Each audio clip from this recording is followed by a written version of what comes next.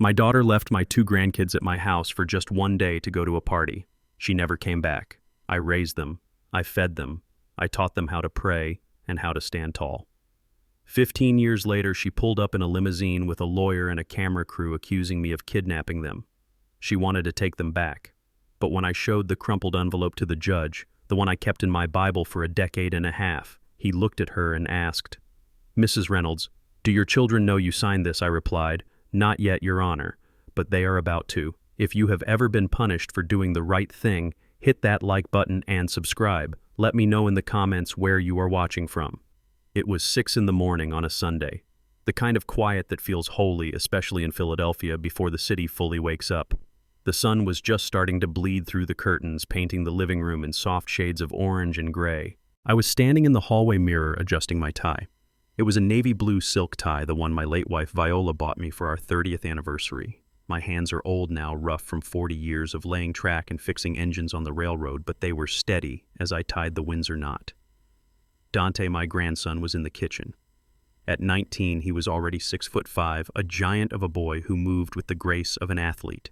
He was frying bacon, and the smell of grease and coffee filled the house. It smelled like peace. It smelled like the life we had built from the ashes my daughter left behind. "Finish up, son," I called out. "Maya is still doing her hair, so we have 10 minutes before we leave for service." I heard Dante laugh. "Grandpa, Maya has been doing her hair since Tuesday." I smiled, tightening the knot against my collar. For a split second, everything was perfect. Then the world ended. It didn't start with a knock. It started with a boom that shook the framed photos on the wall. Someone was hammering on my front door with enough force to crack the wood. "Police, open up. Open the door, or we will break it down." My heart stopped. I looked toward the kitchen. Dante had dropped the spatula. His eyes were wide. In this neighborhood, police at the door at 6 in the morning never meant anything good. It usually meant a death notification.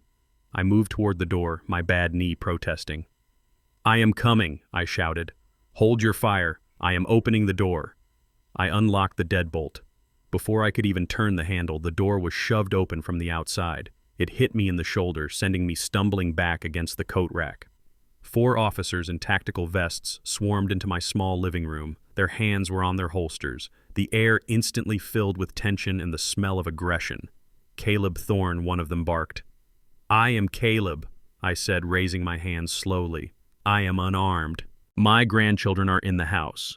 Please lower your voices. You are under arrest for the kidnapping and unlawful imprisonment of Dante Thorne and Maya Thorne," the officer said, grabbing my wrist and spinning me around. "Kidnapping," I wheezed as the cold steel of the handcuffs bit into my skin. "I have raised them for 15 years. I am their grandfather." "Whatever you say, pal," the officer grunted, tightening the cuffs until I winced. "You can tell it to the judge." Then the second wave of the nightmare walked in. Behind the wall of blue uniforms, a woman stepped over the threshold. She was wearing a cream-colored designer coat that probably cost more than my truck. Her hair was done up in a sleek, expensive style. She smelled like a perfume factory exploded. It took me a second to recognize her. The last time I saw her, she was skinny, shaking from withdrawal with dark circles under her eyes.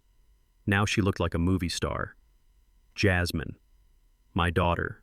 And right behind her was a man I had never seen before. He was tall white, wearing a suit that looked sharp enough to cut glass. But what chilled me wasn't his suit. It was the phone in his hand. He was holding it up, recording everything. The red light was blinking. He was filming my humiliation. "Oh my God!" Jasmine screamed. It was a scream so loud and theatrical it made the officers flinch. "My babies.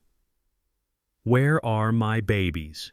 She ran past me. She didn't even look me in the eye. She ran toward the kitchen where Dante was standing, frozen in shock. "Dante. Maya. Mommy is here.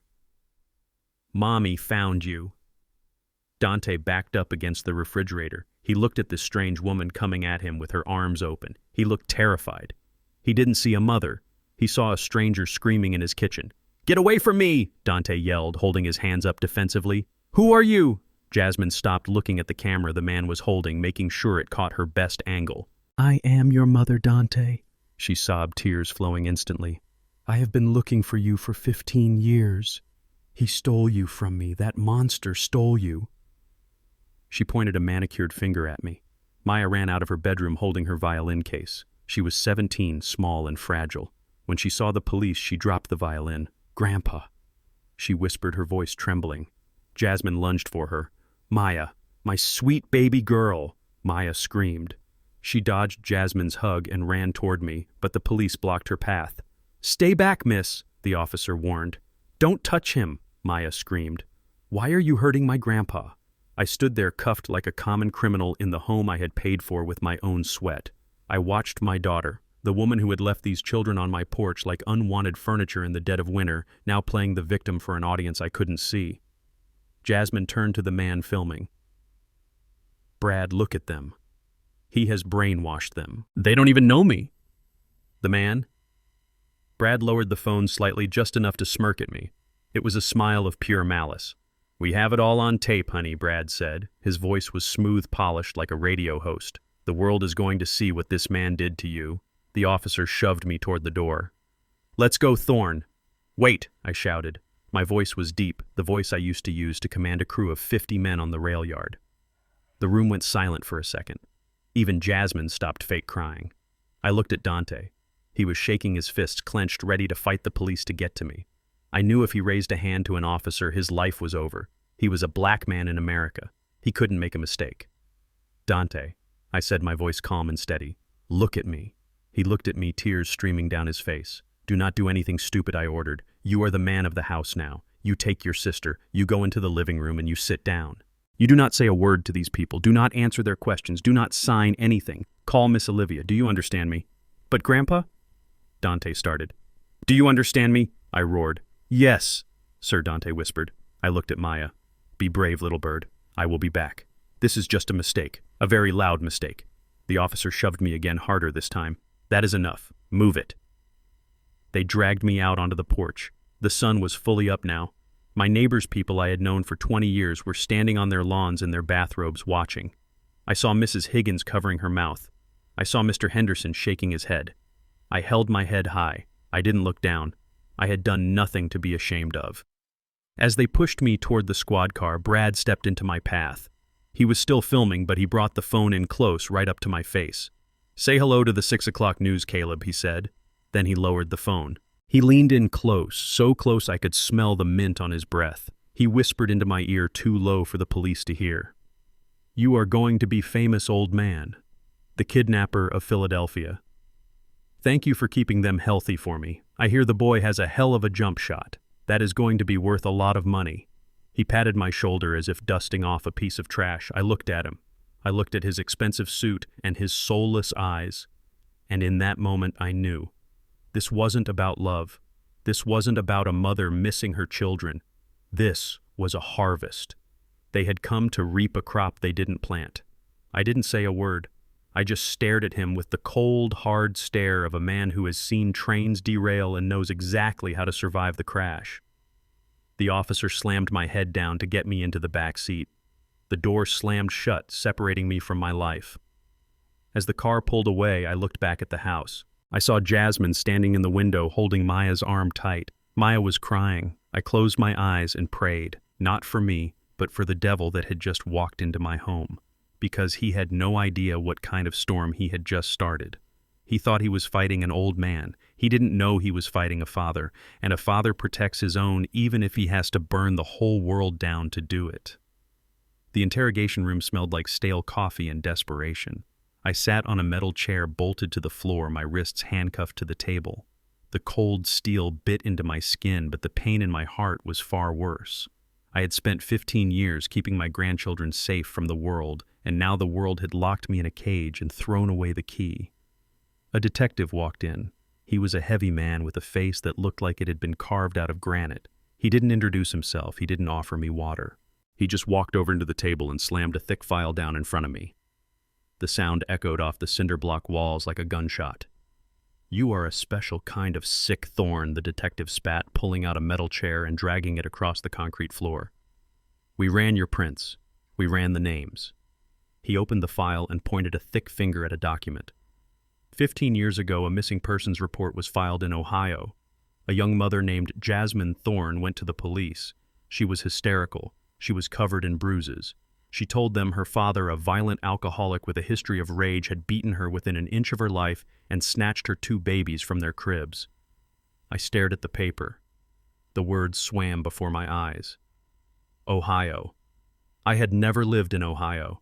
Jasmine had never lived in Ohio. She had filed a report in a state 300 miles away to create a paper trail I would never find. That is a lie, I said, my voice low and steady. I have never hit a woman in my life. And I didn't snatch anyone. She left them. She left them on my porch at 2 a.m. because she wanted to get high. Save it, the detective interrupted, leaning in close. His breath smelled of tobacco. She told the police you threatened to kill her if she tried to find them. She said you changed their names. She said you moved them across state lines to hide your crimes. And looking at the fact that you have no custody papers, no guardianship orders, and no legal standing, it looks like she was telling the truth. I felt a cold knot tighten in my stomach. She had planned this, or someone had planned it for her. This wasn't the work of a junkie. This was the work of a strategist. She had planted a landmine 15 years ago, and she had just waited until the kids were worth something to step on the detonator. While I was rotting in that cell, my world was being torn apart across town. Dante and Maya were at the Child Protective Services Processing Center. It is a cold, sterile place with fluorescent lights that buzz and walls painted a depressing shade of beige. They were sitting on plastic chairs huddled together. Maya was shaking. She was still clutching the bow of her violin, the only piece of her music she had managed to grab before the police dragged her out. A social worker with a clipboard walked over. She looked tired. She looked like she had seen too much sadness to care anymore. Dante Thorne. Maya Thorne, she asked. We need to process you separately. Boys in room B, girls in room C. No, Dante said, standing up. He towered over the social worker. We stay together. Grandpa said to stay together. The social worker sighed. Your grandfather is in jail, Dante. He has no say here. And you are a minor in state custody. You do as you are told, or we call the officers back in to restrain you. Dante looked at the door. 2 uniformed officers were standing there, hands on their belts. He looked at Maya. She was looking up at him with wide, terrified eyes. She had never spent a night away from him or me. It is okay, Maya, Dante lied, his voice cracking. Just go with them. I will be right down the hall. I promise. As they separated them, the doors to the waiting room opened. Brad walked in. He wasn't filming now. He was smiling. That slick, predatory smile that made my skin crawl even from memory. He walked right up to Dante. Dante lunged. He didn't think. He just reacted. He pulled back his fist, ready to smash that smile right off Brad's face. You set him up. Dante screamed. You liar. Brad didn't flinch. He didn't even put his hands up. He just whispered low and fast, hit me, kid. Please, hit me.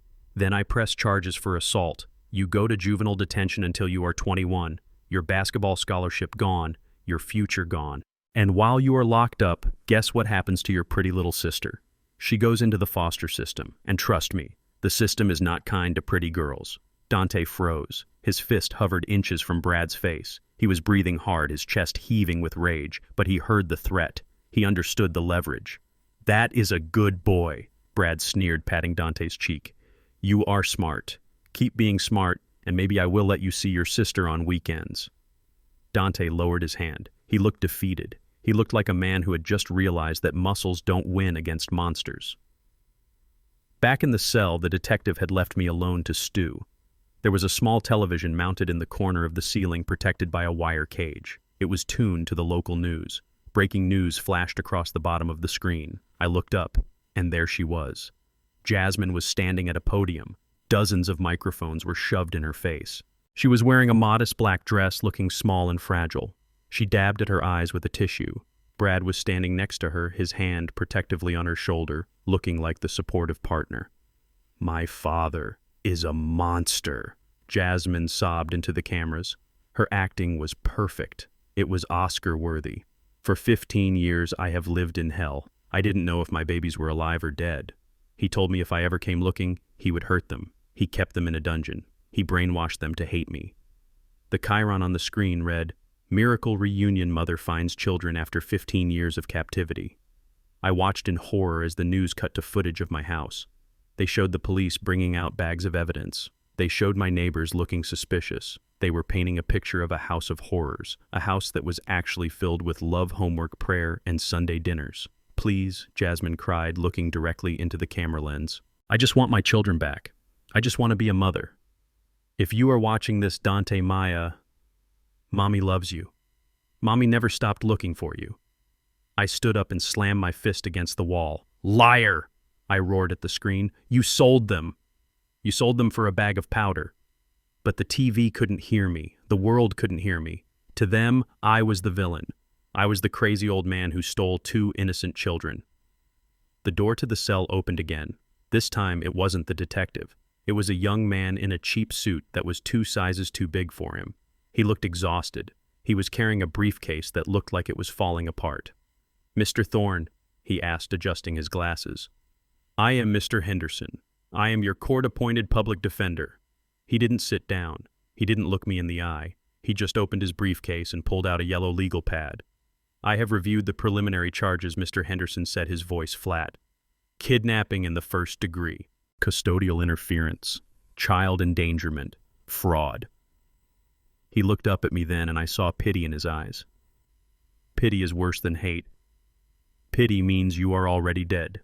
Mr. Thorne, do you have any documents proving guardianship? Any court orders? Any notarized letters from the mother giving you custody? I have the truth, I said. She left them. That is not a document. The lawyer sighed. Look, the state has the birth certificates. She is the biological mother.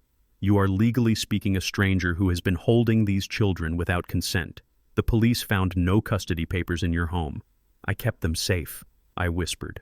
I didn't want the state to take them. I thought if I filed papers, they would put them in foster care because of her drug history. The lawyer nodded. I believe you. Honestly, I do. I see cases like this all the time. Grandparents stepping up when parents step out.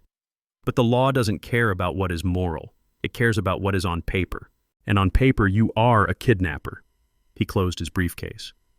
They are going to arraign you tomorrow morning, he said. The prosecutor is going to ask for no bail. He is going to call you a flight risk and a danger to the community. And based on that press conference, he is going to get it. He paused at the door. My advice. If they offer a plea deal, take it. Maybe we can get the kidnapping dropped to custodial interference. You might only do 5 years. 5 years, I asked.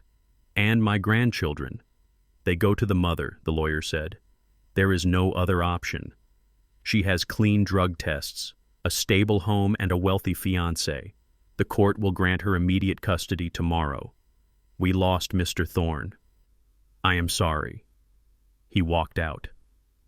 The heavy metal door slammed shut with a finality that echoed in my bones. I sat down on the cot. I looked at the concrete floor.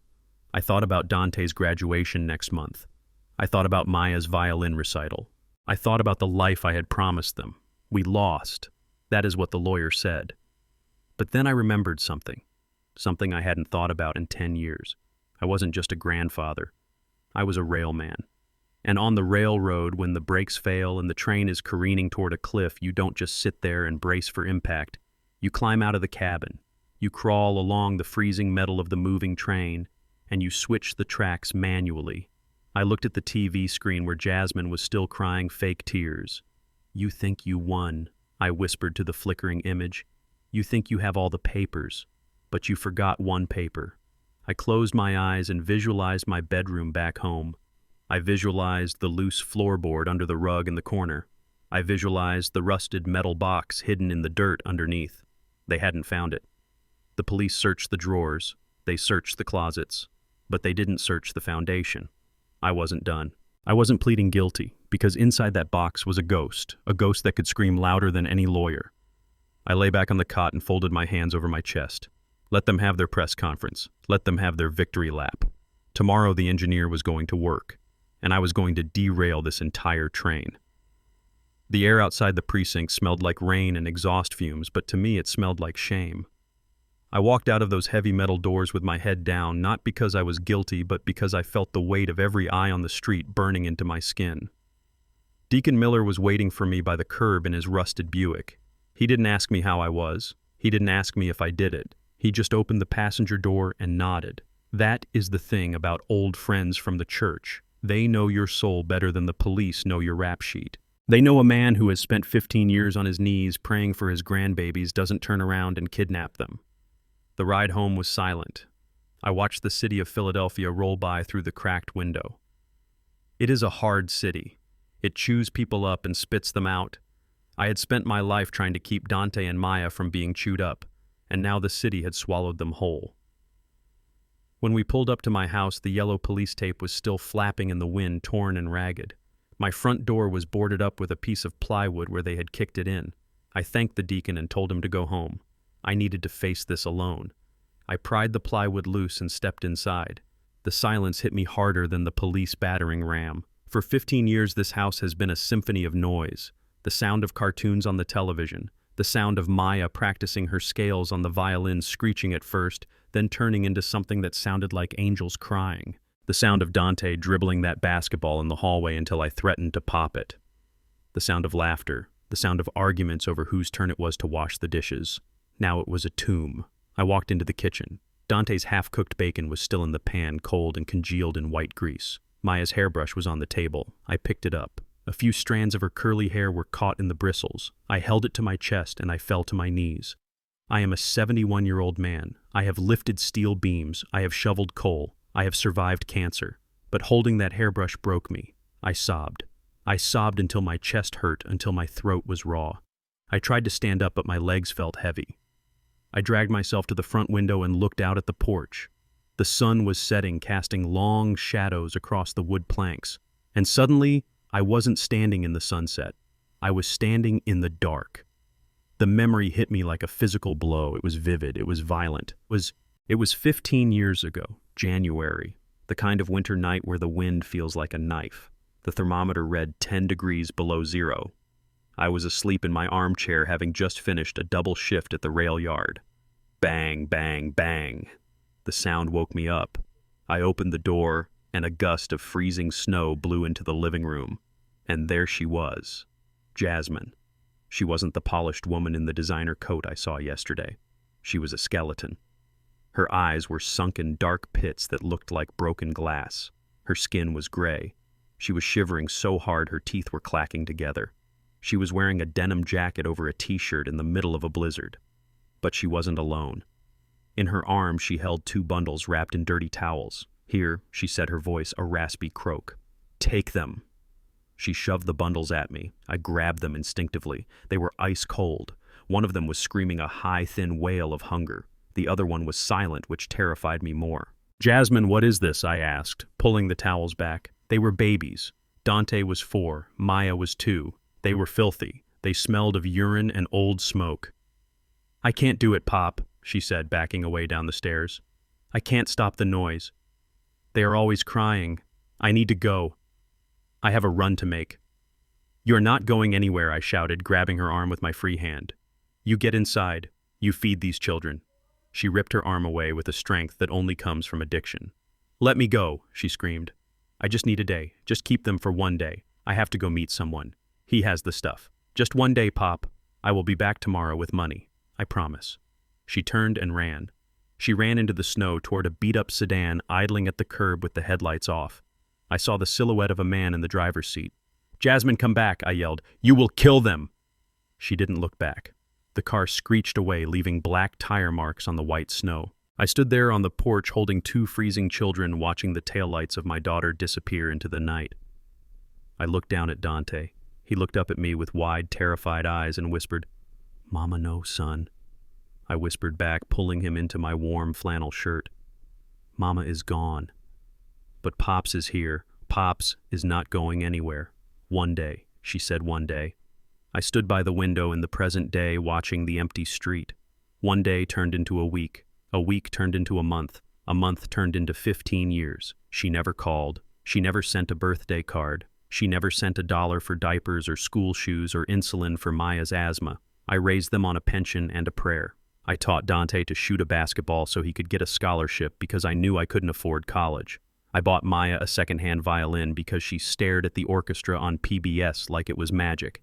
And now the woman who threw them away like garbage had come back to claim them like trophies. I needed to hear their voices. I needed to know they were okay.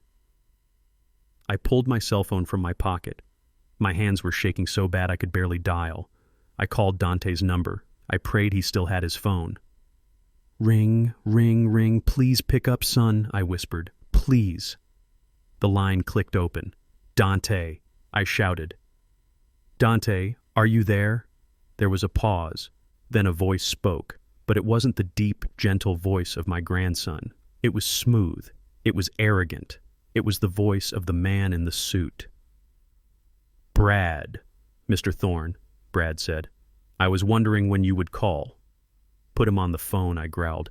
"Put my grandson on the phone, you son of a bitch." Language. Caleb. Brad chuckled. "There are ladies present. And no, I don't think I will." "Dante is busy right now. He is swimming in the heated pool. Can you believe the boy has never seen a heated pool? It is tragic, really." "He wants to come home," I said, gripping the phone so tight the plastic creaked. "This is his home." Brad laughed. A cruel, dismissive sound. "This shack. This isn't a home, Caleb. It is a holding cell. You held them back. You fed them beans and rice while they should have been eating steak. You dressed them in rags when they should have been wearing silk." He lowered his voice. "They are happy here, Caleb. They are finally living the life they deserve. They have forgotten about you already."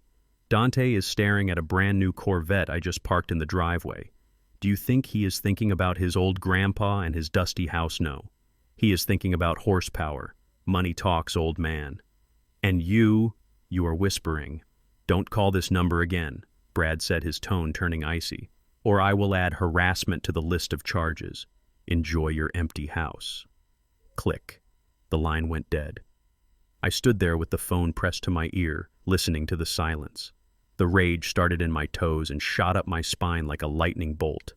It was hot. It was blinding. He thought he could buy them. He thought 15 years of love could be erased by a swimming pool and a sports car. A roar tore out of my throat. I threw the phone. I threw it with every ounce of strength I had left. It smashed against the wall, shattering into a dozen pieces of plastic and glass. I stood in the wreckage, breathing hard. My chest heaved. They are not safe. They are not happy. They are being groomed. I knew it in my bones. Brad didn't want a son. He wanted an investment. He wanted the NBA contract. He wanted the fame. I needed a weapon, not a gun. I hate guns. I needed something stronger.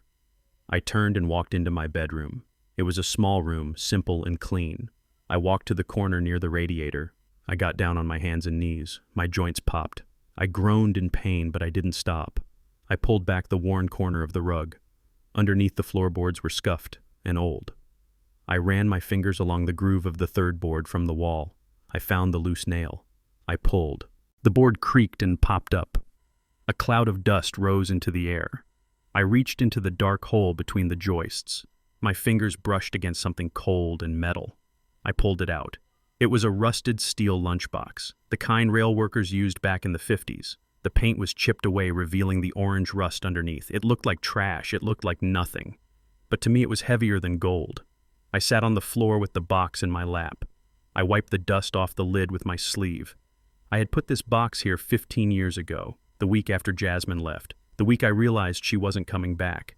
I knew then deeply and truly that one day she might return, not for love, but for something else. I knew addiction makes people selfish and cruel, so I kept insurance. I opened the latch. It squeaked loud in the quiet room. Inside, there was no money. There were no jewels. There was just a stack of yellowed papers, a few cassette tapes, and a large manila envelope that was sealed with tape. I stared at the envelope. I hadn't touched it since the day I sealed it. I hoped I would never have to open it. I hoped that Jasmine would find peace somewhere far away and let us be. But the devil had come knocking, and he had brought a lawyer. I picked up the envelope. It felt fragile in my rough hands. "You want a war, Brad," I whispered to the empty room. "You want to talk about who owns these children." I stood up, clutching the box to my chest. "You brought cameras. You brought the police. You brought lies. I am bringing the truth, and the truth doesn't care about your heated pool." I walked out of the bedroom. I didn't look at the smashed phone. I didn't look at the empty kitchen. I looked at the front door. I am coming for you, Dante. I am coming for you, Maya. And when I get there, I am going to show the world exactly what a mother's love costs, and who actually paid the bill. While I was sitting on the floor of my empty bedroom clutching a rusty metal box, my grandchildren were stepping into a world that was designed to dazzle them blind. Brad's mansion sat on a hill overlooking the city, a sprawling fortress of glass and white marble that looked more like an art museum than a home. It was cold. It was sterile. It was the kind of place where you were afraid to touch the furniture because it cost more than a year's worth of groceries. Dante told me later that the silence in that house was heavy. It wasn't the peaceful silence of a library. It was the suffocating silence of a bank vault. They were led into a living room that had a ceiling 2 stories high. Jasmine was fluttering around them, manic and nervous. She kept touching their arms, their hair, their faces, as if she was trying to memorize them. But Dante flinched every time she got close. He stood with his back straight, his shoulders tense, just the way I taught him to stand when facing a bully. Brad walked in behind them. He had loosened his tie. He was playing the role of the cool, relaxed father figure. He clapped his hands, and a housekeeper appeared with a tray of sparkling cider and crystal flutes. "Welcome home," Brad said, spreading his arms wide. "I know this is a lot to take in. I know it is a shock. But you have to understand we have been preparing for this day for years. We wanted everything to be perfect for you." He gestured to the floor-to-ceiling windows that looked out over the swimming pool. "You see that pool house?" Brad asked. "That is the recording studio. Maya, your mother tells me you play the violin. We are going to get you the best instructors in the country. No more scratching out tunes on that pawn shop fiddle your grandfather bought you. We are talking Juilliard-level training." Maya looked down at her shoes. She loved her old violin. I had saved for 6 months to buy it. It wasn't a Stradivarius, but it had soul. And Dante Brad continued turning his attention to the boy. "Come with me. I want to show you something." He led them through the house to the garage. The door slid open silently. Inside, under the stark fluorescent lights, sat a car. It was a brand new Corvette cherry red, shining like a freshly spilled drop of blood. Dante stared at it. He was 19. He was a boy who loved cars but had only ever driven my beat-up pickup truck. I could imagine the conflict in his chest, the desire to touch it warring with the knowledge of who was offering it. "Happy birthday a few months late," Brad said, dangling the keys. "It is yours, son." Dante didn't move. He didn't reach for the keys. "I can't accept this," Dante said, his voice deep and guarded. "I have a truck." Brad laughed. "A truck? You can't drive a truck to college, Dante. You are going to be a star. You need a ride that matches your potential." He pressed the keys into Dante's reluctant hand. "There is just one thing," Brad said, his voice dropping to a conspiratorial whisper. "We are a family now, and families support each other. Tomorrow morning we have an interview scheduled with Good Morning America. They want to hear your story." Dante stiffened. "What story?" "The truth." Brad said, smooth as silk, "How you were kept away from us, how you survived. It is important that the world knows what Caleb did. It is important for your mother's healing, and it is important for your future." He put a heavy hand on Dante's shoulder. "We can't have a kidnapper in the family tree without explaining it, right? If you want this life, Dante, if you want the car and the college and the peace, you need to help us close the chapter on the old man. You just have to sit there and tell them how much you missed your mother. That is all." Dante looked at the keys in his hand. They felt heavy. They felt like handcuffs. "Can I have a minute?" Dante asked. "I need to use the restroom." "Of course," Brad smiled. "Second door on the left down the hall. Make yourself at home. It is your house now." Dante walked away. He didn't go to the restroom. He needed air. He needed to think. He wandered down the hallway looking for a back exit. The house was a maze. He turned a corner and found himself outside a room with double oak doors that were slightly ajar. He heard a voice. It was Brad. The smooth, fatherly tone was gone. In its place was the sharp, jagged voice of a shark smelling blood. Dante stopped. He pressed his back against the wall. "Yeah, the lawyer says we have a lock on the custody," Brad was saying into the phone. "The old man has 0 paperwork. He is toast. But we need to move fast on the contracts." There was a pause. Dante held his breath. No, you are not listening to me, Brad snapped. I don't care about the kidnap charges. I care about the draft. Do you have any idea what Dante is projected to go for in the NBA draft next year? We are talking a multi-million-dollar signing bonus, and as his legal guardians, we control the management fees. Dante's blood ran cold. He felt like he had been punched in the gut. And the girl, Brad continued. The girl is the emotional hook. We have a publisher lined up for a memoir. Stolen Childhood, the Maya Thorne story. We can sell the movie rights before the ink is dry on the custody papers. This isn't just a family reunion, Mike. This is a franchise. But we need them to turn on the grandfather publicly. If they defend him, the narrative gets messy. We need them to hate him. Dante backed away slowly. His heart was hammering against his ribs like a trapped bird. He wasn't a son. He was a lottery ticket. They didn't want him. They wanted his jump shot. They didn't want Maya. They wanted her trauma. He turned and ran back toward the guest wing where they had left Maya. He needed to tell her. He needed to get her out of there. But when he burst into the guest bedroom, he stopped. Jasmine was there. She was sitting on the edge of the bed next to Maya.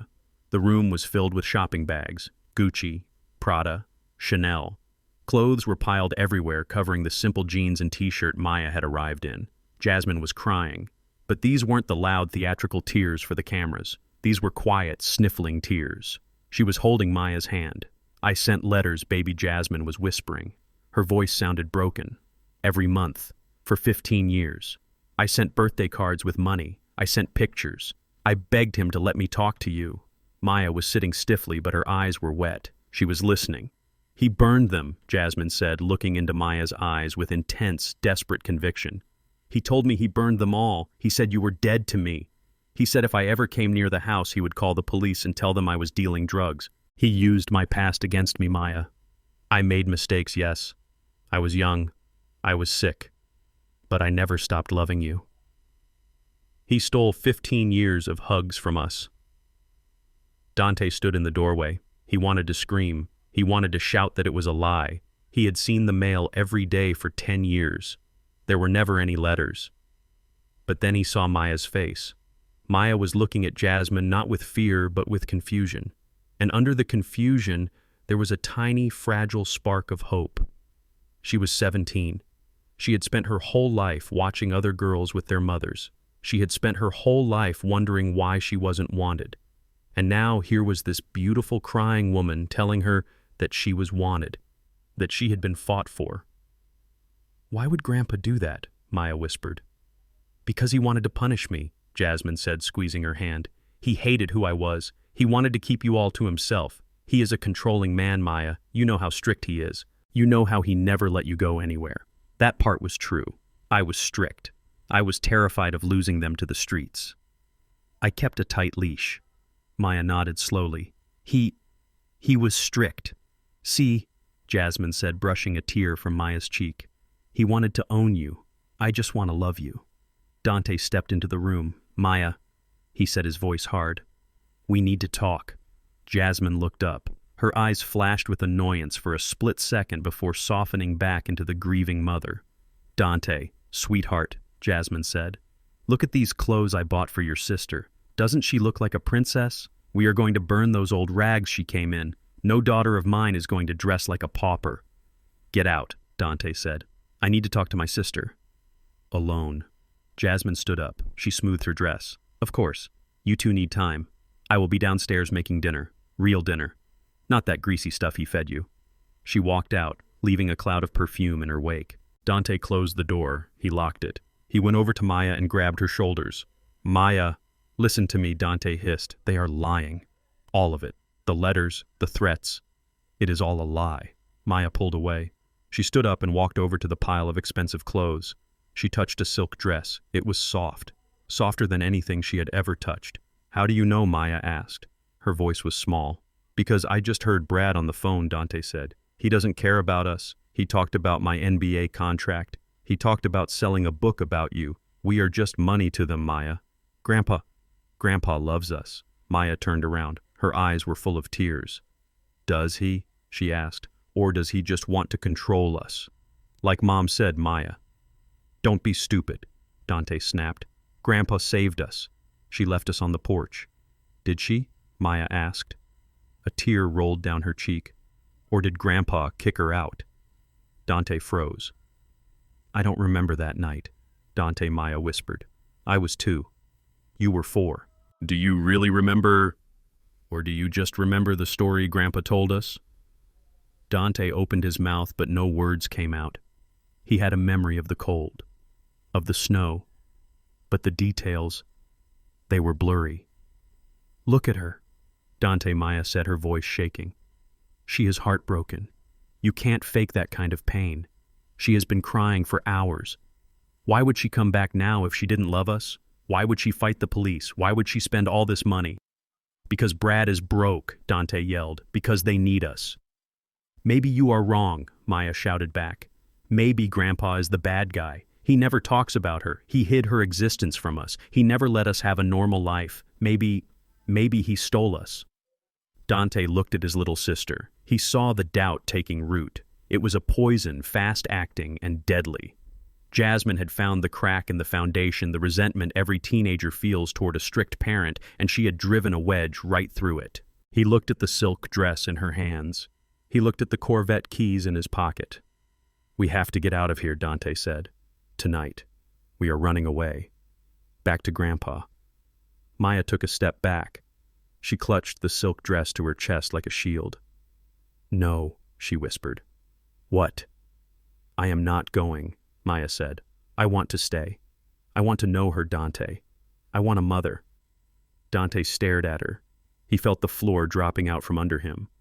The enemy wasn't just in the hallway anymore. The enemy was in the room. If you stay, Dante said, his voice trembling, you are choosing them over him. Maya looked down. Then I choose them. Dante turned and walked to the window. He looked out at the dark city. Somewhere out there, I was sitting in a cell, and in this room, the family I had built was crumbling into dust. Fine, Dante whispered, stay. But he knew he couldn't leave her.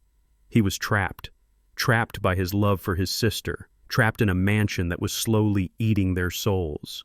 And as he stood there watching the reflection of his sister holding the expensive dress, he realized the terrifying truth. Grandpa couldn't save them this time.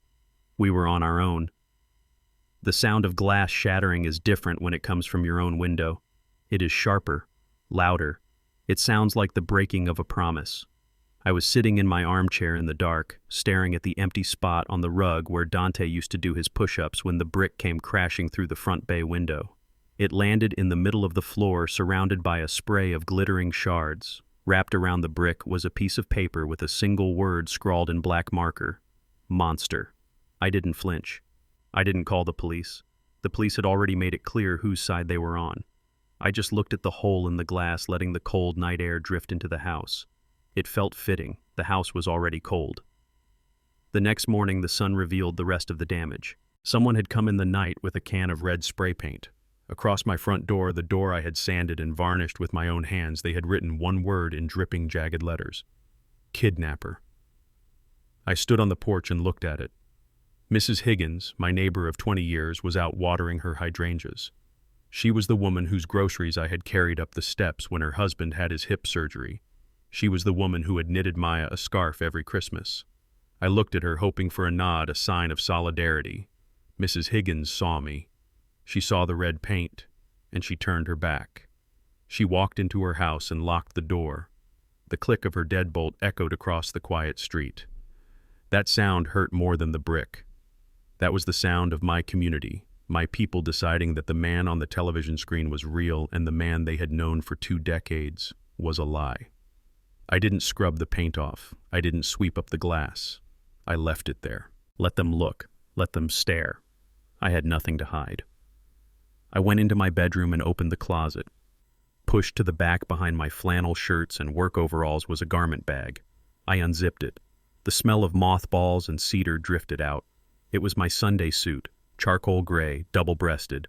I hadn't worn it since Viola's funeral. I put it on. It was a little tight across the shoulders now, or maybe the weight of the world was just making me heavier. I tied my tie. I polished my old dress shoes until I could see the reflection of a tired but determined man in the leather. I picked up the rusted metal lunchbox from where I had left it on the nightstand.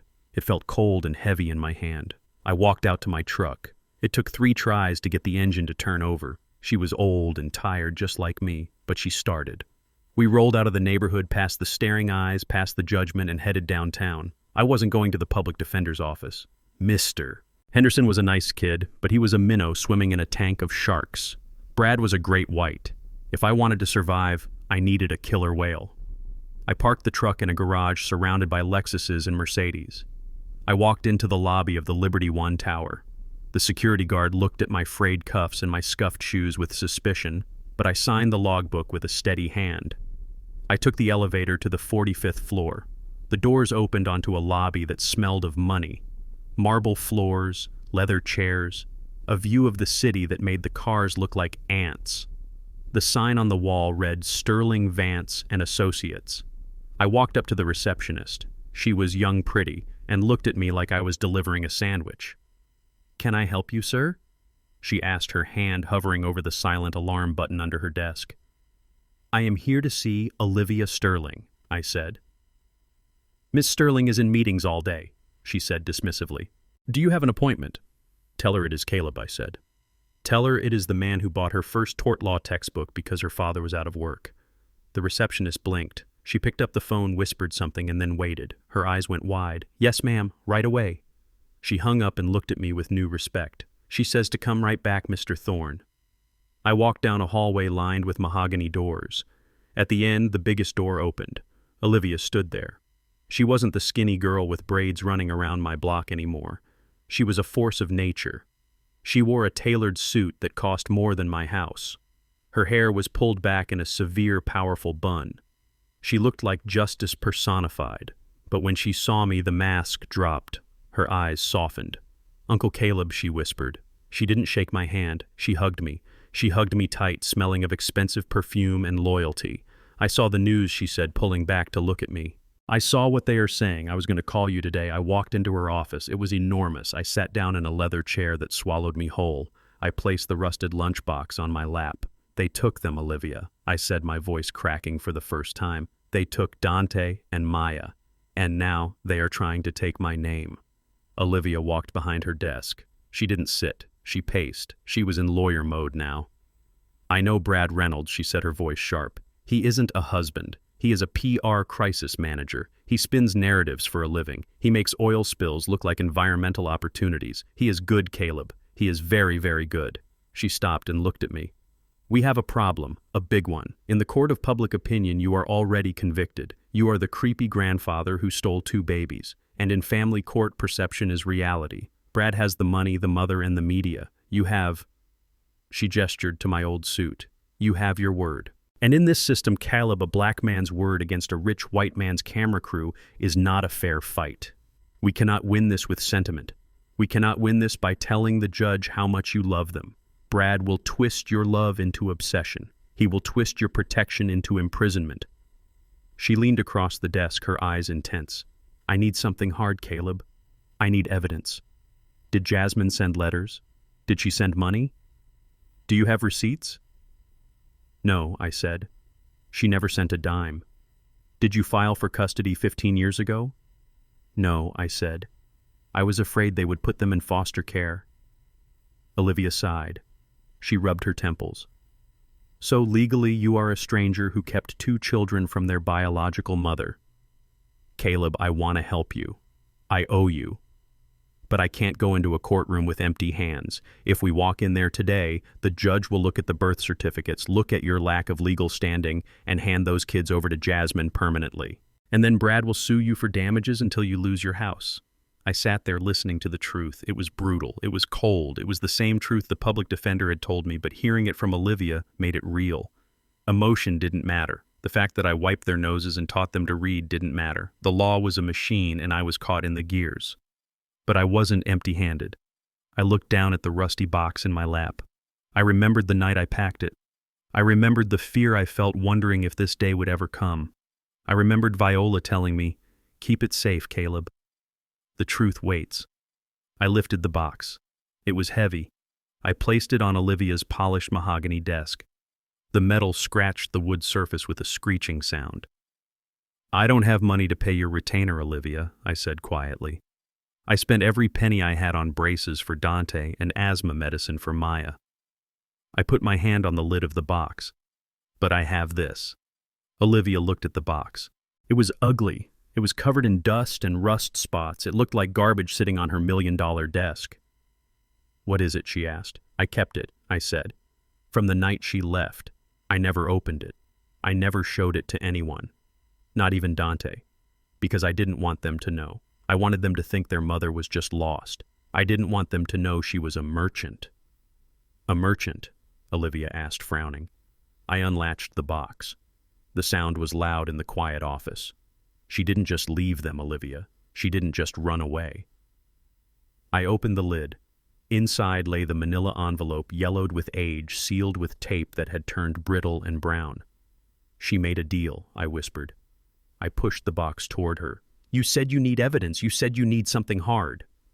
Olivia reached out. Her manicured hand hovered over the rusted metal. She looked at me, and for a second she looked like the little girl I used to know, eyes wide with anticipation. Open it, I said, and tell me if it is enough to stop a shark. The law is supposed to be a shield, but for a man like me with empty pockets and the wrong skin color, it often feels more like a hammer. 2 days after I handed Olivia that rusted metal box, she filed an emergency motion for a custody hearing. She wanted to get me in front of a judge before Brad could solidify his grip on the children. She was fast. She was brilliant. But Brad was richer, and in America, money moves faster than justice. Before the court clerk could even stamp Olivia's motion, a process server was standing on my porch. He didn't knock. He just taped a thick packet of papers to the plywood covering my broken door and walked away. I pulled it down. The header was in bold black letters, Ex parte Order of Protection. It wasn't just a notice, it was a wall. Brad had filed for a permanent restraining order. He claimed I was a danger to the children. He claimed I had a history of unstable behavior. The order stated that I could not come within 500 feet of Dante or Maya. I could not call them. I could not write to them. If I violated it, I would face immediate arrest and a mandatory prison sentence. I sat on my front steps holding that paper, watching the sun go down. He was erasing me. He wasn't just taking my future, he was rewriting my past, making me into a monster so he could play the savior. That night, the house was quieter than a tomb. I sat in the dark in the kitchen. I didn't turn on the lights. I didn't want the neighbors to see the old man sitting alone with his grief. I just listened to the refrigerator hum and the clock tick, tick, tick, tick, counting away the seconds of a life I used to have. It was 2 a.m. when I heard it, a scratch at the back door. It was faint. A lesser man might have thought it was a raccoon or the wind, but I raised those kids. I know the sound of Dante sneaking in after curfew. I know the specific creak of the third step on the back porch. I froze. My heart hammered against my ribs. It couldn't be. The house was surrounded by the invisible fence of the law. Then came the knock. 3 soft taps. The code. I didn't think about the restraining order. I didn't think about the police. I moved. I flew across the kitchen and unlocked the back door. The door swung open and a wave of heat and sweat hit me. Dante fell into my arms. He was soaking wet. His chest was heaving like a bellows. He was wearing expensive silk pajamas, but they were torn at the knees and covered in mud. He had no shoes on, just socks that were shredded and bloody. He had run 10 kilometers from the mansion on the hill through the woods across the highway all the way back to the only place that felt safe. Grandpa, he wheezed, his legs giving out. I caught him. He weighed 200 pounds of solid muscle, but in that moment he felt as light as the day I brought him home from the hospital. I dragged him into the kitchen and kicked the door shut, locking it tight. I slid down to the floor with him holding him while he gasped for air. I didn't care about the mud. I didn't care about the blood on my clean floor. I just held his head against my chest, rocking him back and forth. I got you, son, I whispered. Pops is here. Breathe. Just breathe. He was shaking violently. It wasn't just from the exertion. It was terror. Pure, unadulterated terror. I have to go back, he gasped, clutching my shirt. I have to go back before they wake up. No, I said, smoothing his sweaty hair. You are not going back there. You are home. You don't understand. Grandpa Dante cried, pulling away to look at me. His eyes were wild. They made me sign papers. They put a stack of contracts in front of me last night. What contracts? Dante Image writes, he said, spitting the words out. They want to own my likeness.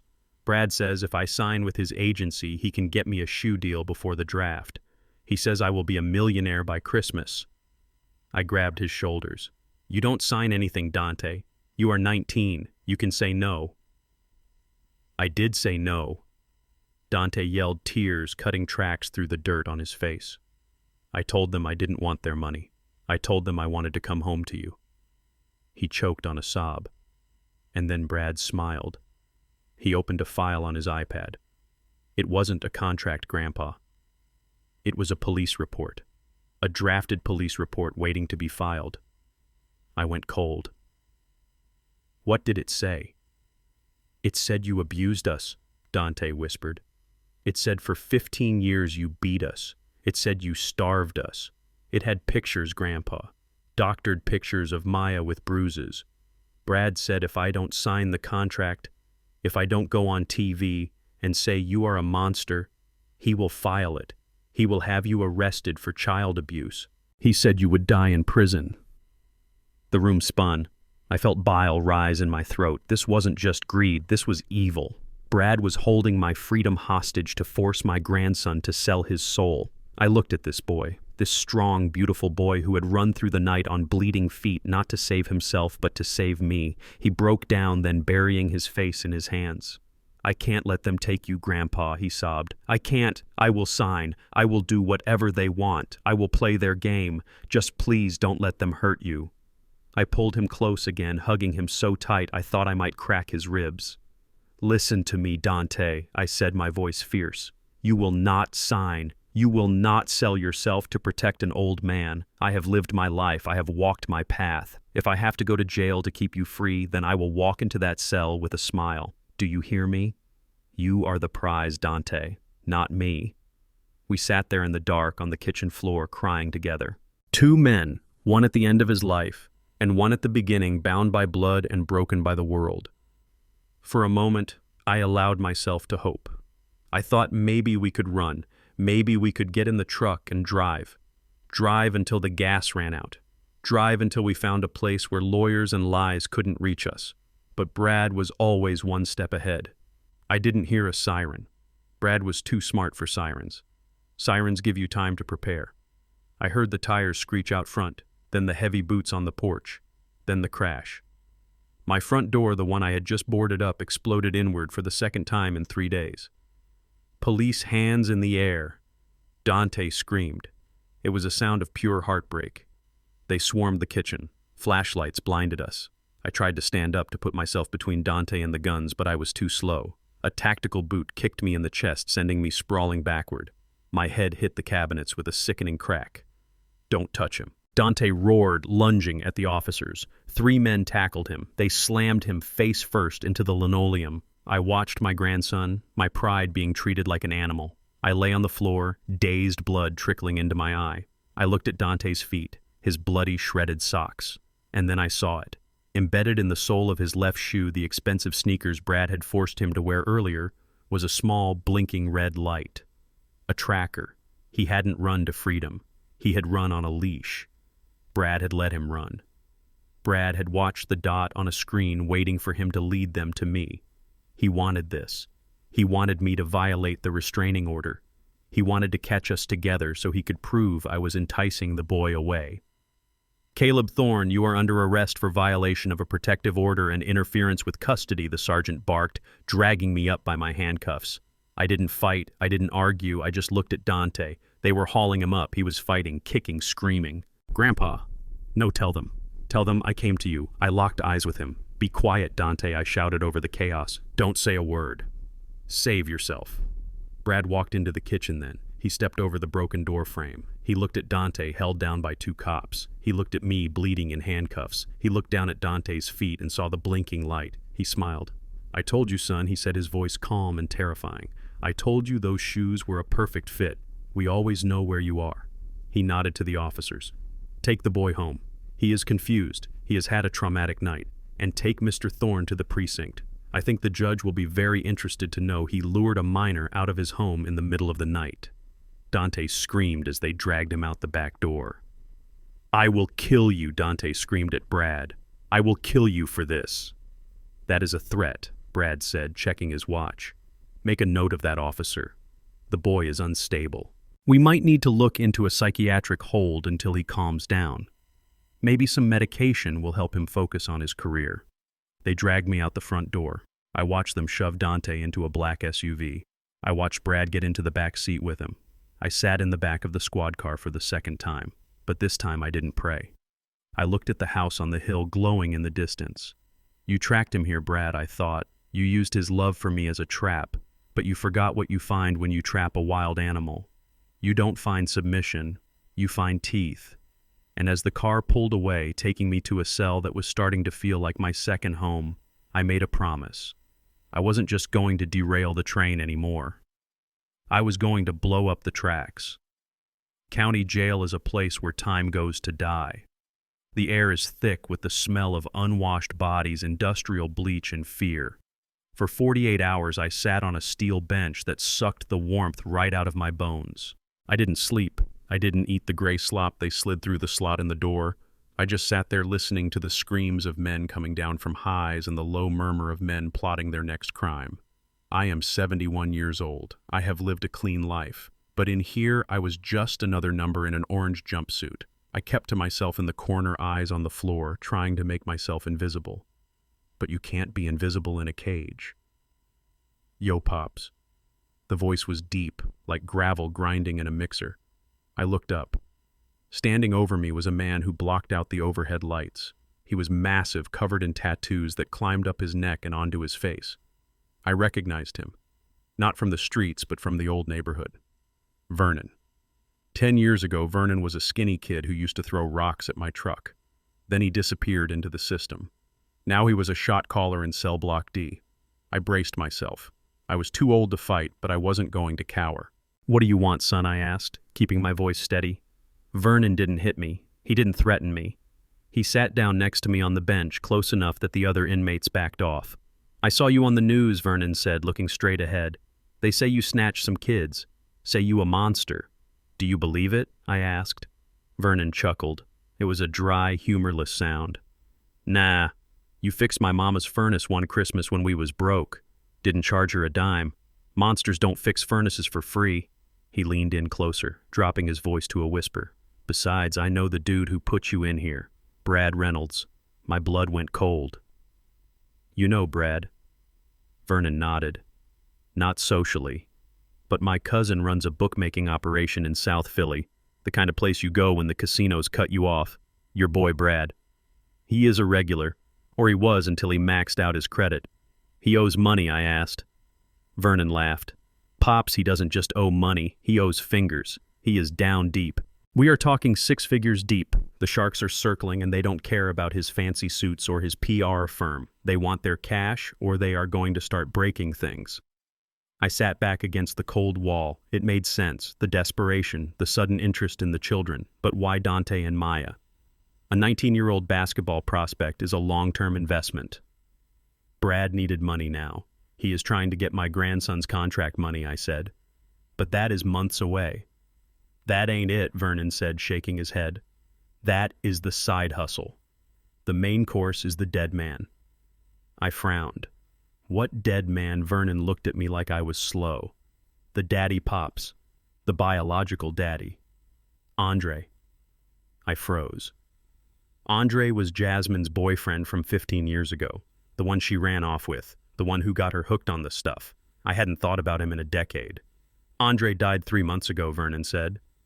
"Construction accident on a rig in North Dakota," Crane snapped. "Crushed him flat." It was ugly. But here's the thing about union jobs, Pops. They pay out. My heart started to hammer against my ribs. "How much?" I whispered. Vernon whistled low. "Settlement plus life insurance plus hazard pay. My cousin heard it was north of 5 million. And guess who the beneficiaries are?" I closed my eyes. I saw Dante's face. I saw Maya's smile. "The kids," I breathed. "Bingo," Vernon said. "But they are minors or close enough to it. They can't touch it. It goes to the legal guardian." The pieces of the puzzle slammed into place with the force of a train wreck. Andre had tried to do right in the end. He had worked a dangerous job, maybe trying to clean up his life, maybe trying to build something to leave behind. He died and he left a fortune to the children he abandoned. And Jasmine knew. She didn't come back for love. She didn't come back because she missed them. She came back because she got a notification from an insurance company. She came back because $5 million was sitting in an escrow account waiting for a mother's signature. And Brad wasn't a savior. He was a parasite attached to a host. He needed that guardianship paper to pay off the sharks before they broke his legs. "They are selling them," I whispered. "My God, they are selling my grandbabies for $5 million. Vernon stood up. He patted me on the shoulder. It was a heavy, rough gesture of respect. "Watch your back in here, Pops," he said. "And when you get out, burn them down." For Andre. He wasn't a saint, but he didn't want his death to pay for Brad's gambling habit. The next morning, the guard unlocked my cell. "Thorne, you made bail." I walked out of the precinct into the blinding sunlight. I didn't know who paid it. Maybe Olivia, maybe the church. I didn't care. I had a mission. I didn't go home. I couldn't go home. The house was a crime scene, and the memories were too loud. I got into my truck, which was still parked where I left it. I drove. I drove past the neighborhood, past the church, out to the edge of the city where the grass is green and the stones are gray.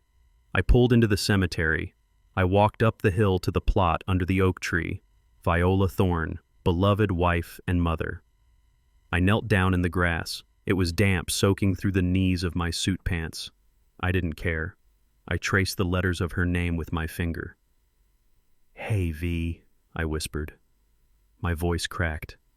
"I am in trouble, old girl. Deep trouble." I told her everything. I told her about the jail, about Vernon, about the $5 million that was going to destroy our family. I told her about Dante running to me in the night and how I couldn't save him. "They are wolves, V," I said, tears finally spilling over. "They are eating our babies." And I tried to be good. I tried to protect Jasmine's secret. I tried to let the kids believe their mother was just lost, not evil. I pulled the rusted metal lunchbox from under the seat of my truck. I had brought it with me. I set it on the grave. "I have to do it, V," I said. "I have to use the envelope." I looked at the box. I hated it. I hated what was inside. It was the proof of our failure as parents. It was the proof that we raised a daughter who could sell her own flesh and blood for a fix. "If I show this to the world," I said, looking at the headstone, "Jasmine is destroyed. Not just her reputation, her life. She will go to prison. She will be hated by everyone. And Dante and Maya, they will know. They will know their mother didn't want them. That pain. It will break their hearts." I sobbed, resting my forehead on the cold stone. "I promised you I would protect her, V. I promised I would always leave a light on for her. But she blew out the light." I stood up. The wind was blowing through the trees, rustling the leaves. It sounded like a whisper. "Save the children, Caleb." I wiped my face. I picked up the box. It felt heavier now. It was loaded with the weight of the truth. "I am sorry, Jasmine," I whispered to the wind. "I am so sorry. But you made your choice, and now I have to make mine." I walked back to the truck. My step was heavy, but my spine was straight. I wasn't just a grandfather anymore. I was the executioner of my daughter's lies. I drove straight to Olivia's office. I didn't have an appointment. I didn't need one. When I walked in, the receptionist saw my face and buzzed me straight through.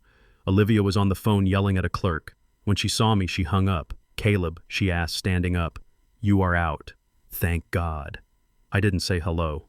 I walked over to her desk and slammed the rusted box down on the polished wood. "You said we needed evidence," I said, my voice raspy and hard. "You said we needed a weapon." I unlatched the box. I pulled out the envelope. "Here is the nuclear option, Olivia." She looked at the envelope. She looked at me. "What is it?" she asked. I took a deep breath. "It is the reason they are going to lose," I said. "It is the receipt." "Receipt for what?" "For the children," I said. I looked out the window at the city skyline. Somewhere out there, Brad was probably celebrating. He was probably counting his millions. "Start the car." "Olivia," I said, turning back to her, "we are going to court, and I am going to bury them." Family court is not a place of justice. It is a theater. I learned that the moment I walked through the double doors of courtroom 4B. The air was cold, conditioned to a temperature that made you shiver even if you weren't terrified. The floors were polished linoleum that squeaked under the heels of lawyers who charged $500 an hour to destroy families. I sat on the left side, the defendant's side, next to Olivia. I was wearing my charcoal suit, the one that smelled of cedar and memories. Olivia looked like a warrior in her black blazer, her spine straight, her eyes scanning the room for traps. But when I looked across the aisle, I realized we weren't just fighting a battle, we were fighting a war machine. Brad had emptied his bank account for this. His table was crowded. 3 lawyers in matching navy blue suits sat there arranging stacks of files with military precision. They whispered to each other, laughing softly, looking at me like I was a bug they were about to crush under a very expensive shoe. And in the middle of them sat Jasmine. If I didn't know her, if I hadn't changed her diapers and wiped her tears and watched her steal from my wallet, I would have believed her act too. She was a masterpiece of manipulation. The designer clothes were gone. She was wearing a simple, faded floral dress that looked like something a church mouse would wear. She wore no jewelry. Her face was scrubbed clean of makeup, leaving her looking pale and exhausted. She sat with her shoulders hunched, clutching a tissue in both hands, looking at the judge with wide, fearful eyes. She looked like a victim. She looked like a mother who had walked through hell to find her babies. And sitting right behind her in the front row of the gallery was Brad. He wasn't at the defense table. He was playing the role of the supportive partner. He would reach forward occasionally and touch Jasmine's shoulder, and she would flinch beautifully, as if she was so traumatized that even comfort hurt. It was sick. It was brilliant. "All rise," the bailiff shouted. Judge Harrison walked in. He was an older man with thinning hair and a face that looked like it had seen too many lies to trust anyone. He sat down heavily and adjusted his glasses. "We are here for the emergency custody hearing regarding the minors, Dante and Maya Thorne," the judge said, his voice bored. Brad's lead lawyer stood up. His name was Stone. He looked like a shark that had learned to walk on 2 legs. "Your Honor," Stone said, his voice deep and resonant, "we are here to right a terrible wrong. For 15 years, my client Jasmine Reynolds has been living a nightmare. She was a young, vulnerable woman fleeing domestic abuse when her father, the defendant Caleb Thorne, forcibly took her children." "Objection," Olivia said, standing up. "There is no evidence of abuse." "Sustained," the judge muttered. "Stick to the facts, Mr. Stone." "The facts, Your Honor," Stone continued smoothly, "are that Mr. Thorne has no legal custody. He has no court order. He has no guardianship papers. He is by definition a kidnapper. But we are not just asking for the return of the children. We are asking the court to protect them from a violent, unstable man who has brainwashed them for a decade and a half." He turned and pointed a finger at me. "We have witnesses, Your Honor, people from the community, people who saw what went on in that house of horrors." My heart hammered against my ribs. Witnesses. What witnesses? I had lived a quiet life. I went to work. I went to church. I came home. "Call your first witness," the judge said. "The prosecution calls Mr. Earl Shelby." I froze. Earl Shelby lived 3 doors down from me. He was a man I had known for 10 years. A man whose lawnmower I had fixed twice. A man who I knew had a serious problem with online poker. Earl walked in. He didn't look at me. He kept his eyes on the floor as he took the stand. He looked sweaty, nervous. Mr. Shelby, Stone asked, pacing in front of the witness stand. "You are a neighbor of the defendant?" "Yes, sir," Earl mumbled. "And can you tell the court what you have heard coming from the Thorne residence over the years?" Earl licked his lips. He glanced at Brad in the gallery. Brad gave him a tiny, imperceptible nod. "I heard screaming," Earl said. His voice was shaky, but the lie came out. "Lots of screaming. Usually late at night. I heard the old man yelling, I heard things breaking, and I heard the kids crying, begging him to stop. I gripped the edge of the table so hard my knuckles turned white. It was a lie, a bold, paid-for lie. The only screaming in my house was when the Eagles lost a game or when Maya saw a spider. "Did you ever see bruises on the children?" Stone asked. Earl nodded. "Yeah. I saw the boy Dante limping once. And the girl, she always wore long sleeves, even in the summer, like she was hiding something. Liar," I wanted to scream. "She wore long sleeves because she was self-conscious about her skinny arms." Olivia stood up. "Objection. This is hearsay and speculation." "Overruled," the judge said, writing something down on his notepad. "The witness is describing his observations." Stone smiled. He was done with Earl. He knew the damage was done. He had painted a picture of a dungeon. "Thank you, Mr. Shelby." No further questions. Olivia cross-examined him. She tore into him. She asked him about his gambling debts. She asked him why he never called the police if he heard screaming. But Earl stuck to his script. He was a desperate man telling a desperate lie for a paycheck, and those are the hardest lies to break. After Earl, they called a child psychologist hired by Brad. She had never met Dante or Maya. She had only reviewed the case files Brad provided. In my professional opinion, she testified looking sternly at the judge. The children are suffering from Stockholm Syndrome. They have bonded with their captor as a survival mechanism. That is why they defend him. That is why they ran back to him. They don't know who they are without him. It is a classic sign of deep psychological trauma. Separating them from Mr. Thorne is not just recommended, Your Honor. It is a medical necessity. The judge nodded again. He looked at me. His eyes were cold. He didn't see a grandfather.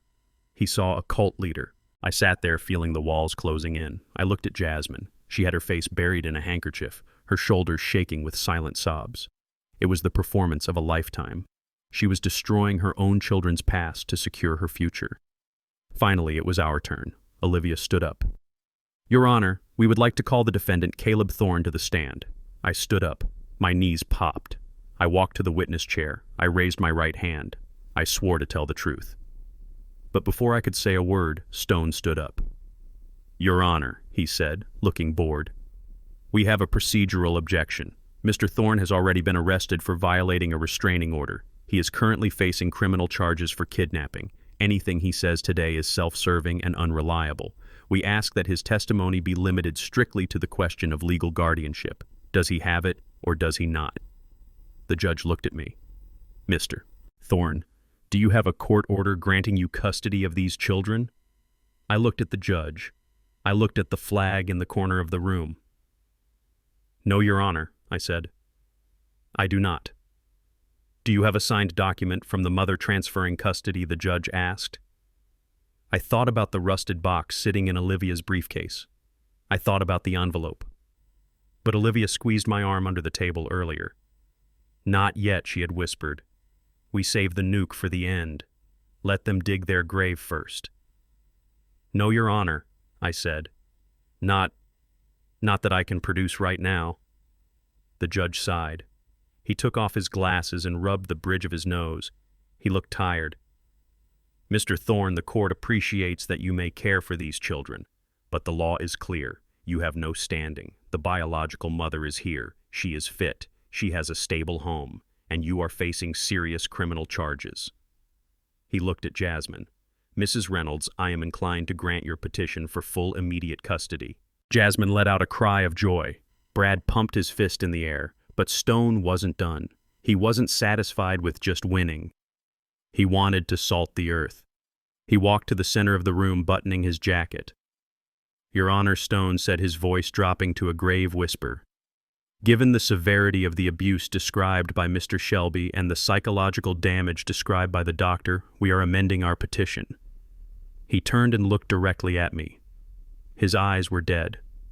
We are asking for a permanent restraining order. We ask that Mr. Thorne be stripped of all visitation rights. No supervised visits, no phone calls, no letters. We want a complete severance of contact. My heart stopped. Never see them again. Never hear Maya play the violin. Never watch Dante dunk a basketball. And Stone added, pulling a document from his file, we are filing a civil suit for damages. For 15 years of emotional distress, for the alienation of affection, and for the costs of the therapy these children will surely need. We are asking the court to order Mr. Thorne to pay restitution to my client. He slapped the paper onto the judge's bench. The sum of $500,000. The room spun. $500,000. I didn't have $500. They wanted my house. They wanted my truck. They wanted my pension. They wanted to leave me homeless and childless, dying alone in the gutter. I looked at Brad. He was smiling. It was the smile of a man who had just won the lottery. The judge looked at the paper. He looked at me. Mr. Thorne, do you have anything to say before I rule? I sat there. My hands were shaking. I felt the weight of the rusted box in Olivia's bag. It was there. The truth was there. But looking at the judge's face, I realized something terrifying. He had already made up his mind. He liked the story of the weeping mother. He liked the story of the rich stepfather saving the day. I looked at Olivia. She was pale. She knew we were on the edge of the cliff. I stood up slowly. I gripped the railing of the witness stand. "I have one thing to say." "Your Honor," I said, my voice rough like gravel. "What is it?" the judge asked. I looked straight at Jasmine. She stopped crying. She looked back at me, fear flickering in her eyes for the first time. "I just want to ask my daughter a question," I said. "That is highly irregular," Stone barked. I ignored him. "I want to ask her if she remembers the snow," I said softly. Jasmine flinched. "I want to ask her if she remembers the price," I continued. "Because everything has a price, Jasmine. Even a lie. Especially a lie." The judge frowned. "Mr. Thorne, sit down." I sat down. But I didn't look defeated. I looked at Olivia. I nodded. It was time to open the box. The judge's gavel was hovering in the air. It was a heavy piece of polished wood that was about to come down and crush the rest of my life. $500,000. No visitation. No phone calls. The permanent erasure of a grandfather who had given every beat of his heart to 2 children who were now being stolen by a checkbook. I looked at the judge's hand. It was steady. He was ready to rule. He was ready to sign the order that would hand Dante and Maya over to the woman who had abandoned them and the man who wanted to sell them. "Your Honor." The voice was sharp. It cut through the thick air of the courtroom like a razor blade. Olivia Sterling was standing up. She wasn't slouching. She wasn't pleading. She was standing with the posture of a queen who had just drawn a sword. "Before you rule," Olivia said, her voice calm but commanding, "the defense exercises its right to cross-examine the petitioner. We have heard the tearful testimony. We have heard the paid experts. But we have not heard the answers to a few very simple questions." Brad's lawyer Stone jumped up. "Objection." Stone barked. "This is a delay tactic. The court has heard enough. Mrs. Reynolds is a victim here. Putting her on the stand is just another form of abuse." The judge paused. He looked at Olivia. He looked at Stone. Then he looked at Jasmine, who was dabbing her eyes with a tissue looking like a porcelain doll that might shatter if the wind blew too hard. "The court will allow it," the judge said slowly, lowering his gavel. "But make it brief, Ms. Sterling. I have a full docket today." Olivia walked out from behind the table. She didn't look at me. She looked straight at Jasmine. "Please take the stand, Mrs. Reynolds." Jasmine stood up. She smoothed her faded floral dress. She looked at Brad in the gallery. He gave her a small, encouraging nod. She walked to the witness chair, her steps hesitant and shaky. She sat down and looked at the jury, her eyes wide and filled with practiced fear. Olivia walked up to the podium. She didn't bring any notes. She didn't bring a file. She just leaned her hands on the wood and looked at my daughter. "Mrs. Reynolds," Olivia began, her voice soft, almost gentle. "You have told the court that you love your children very much. Is that correct?" "Yes," Jasmine whispered, her voice trembling perfectly. "I love them more than my own life. And you told the court that for the last 15 years you have been in agony, that every day you woke up wondering where they were, wondering if they were safe." Every single day, Jasmine sobbed. It was a living hell.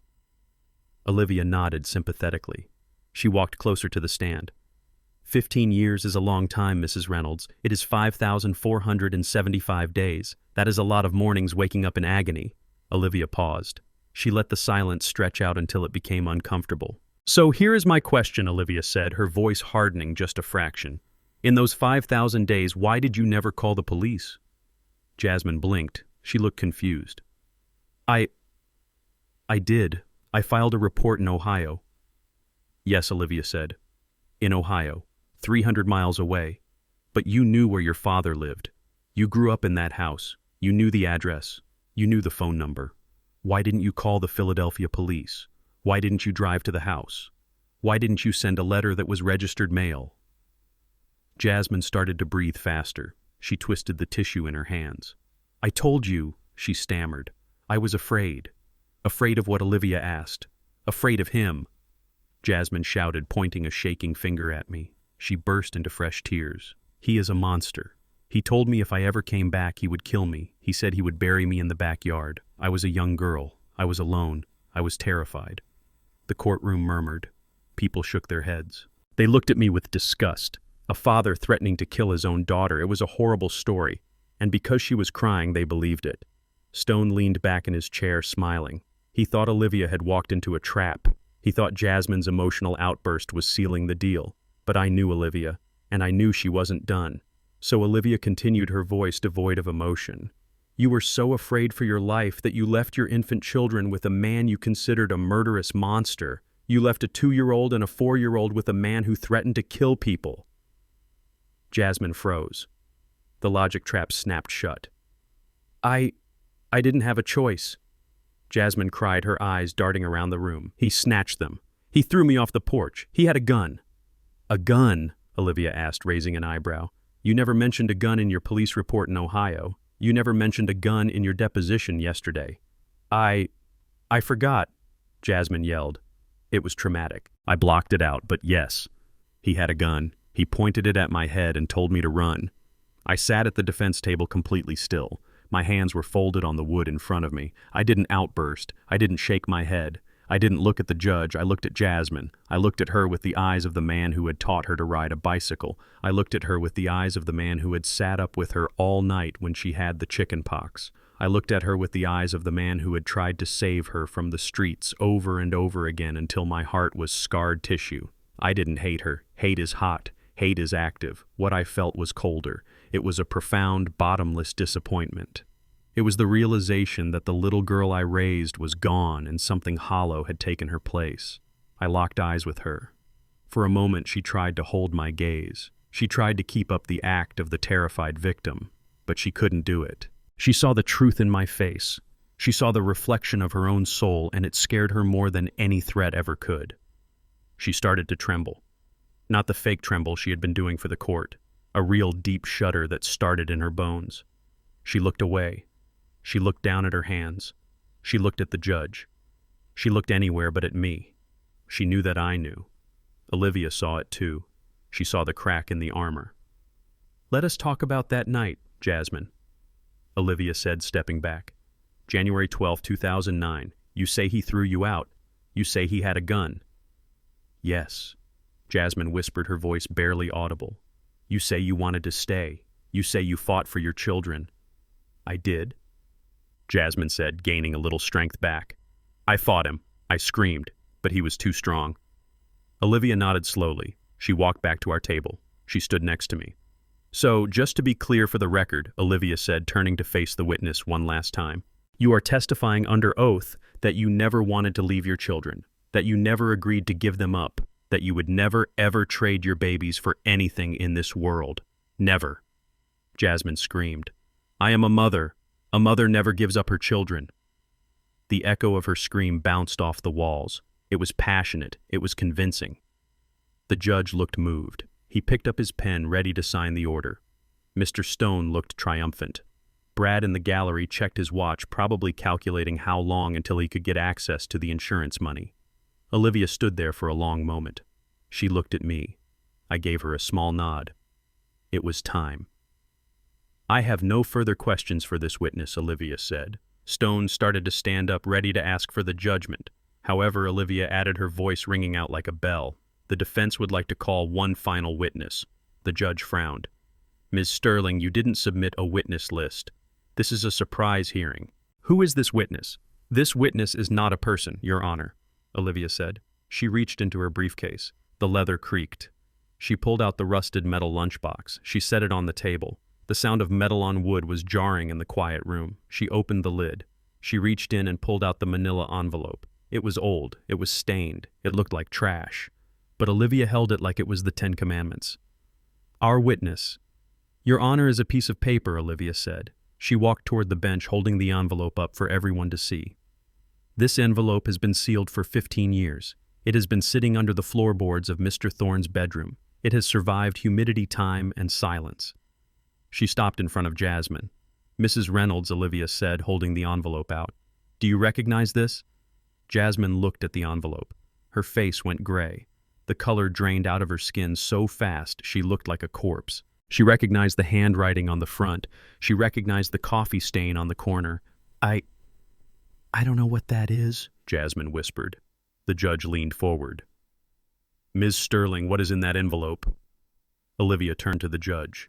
Your Honor, the petitioner claims she was forced out at gunpoint. She claims she fought to stay. She claims she never stopped loving her children. Olivia ripped the tape off the envelope. The sound was loud like a tearing sheet. She pulled out the single sheet of yellowed notebook paper. But this document written in her own hand, dated the night she left, tells a very different story. Olivia handed the paper to the bailiff, who walked it up to the judge. Jasmine stood up in the witness box. Her legs were shaking so hard she had to hold on to the railing. "No," she gasped. "No, that is not real. That can't be real." Brad stood up in the gallery. His face was a mask of confusion and rage. He didn't know about the envelope. He thought he had covered every angle. The judge put on his reading glasses. He took the paper. He smoothed it out on his desk. The room held its breath.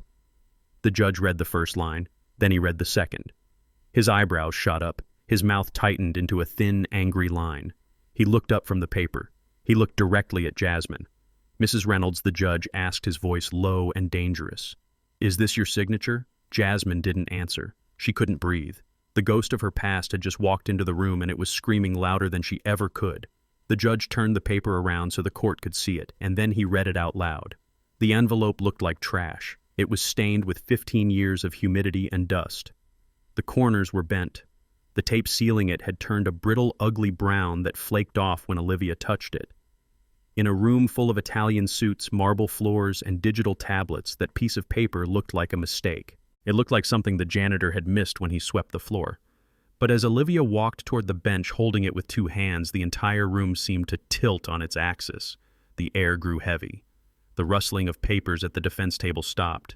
Even the court reporter paused, her fingers hovering over the keys. Stone Brad's lawyer stood up halfway. He looked confused. He was used to fighting with precedents and statutes. He didn't know how to fight a ghost story. "Your Honor," Stone said, his voice losing some of its boom. "We haven't seen this evidence. This is trial by ambush." "It is rebuttal evidence, Mr. Stone," the judge said without looking up. "Sit down." The bailiff took the envelope from Olivia. He was a big man, used to handling weapons and handcuffs, but he took the paper delicately, as if he sensed the volatility of what was inside. He handed it up to Judge Harrison. I sat at the table, my hands folded, watching Jasmine. She wasn't crying anymore. The tears had dried up, instantly replaced by a look of sheer white-knuckled terror. She was staring at that envelope like it was a snake about to strike. She knew. Deep down, through the fog of the drugs she took back then, and the fog of the lies she lived in now, she remembered. The judge picked up a silver letter opener. The sound of the metal slicing through the old paper was the loudest sound in the world. Shrip! He reached inside. First he pulled out a piece of notebook paper. It was lined paper ripped from a spiral notebook. The edge was jagged. The paper was yellowed and wrinkled as if it had been balled up and then smoothed out again. Then he pulled out something else. A small pink slip of paper.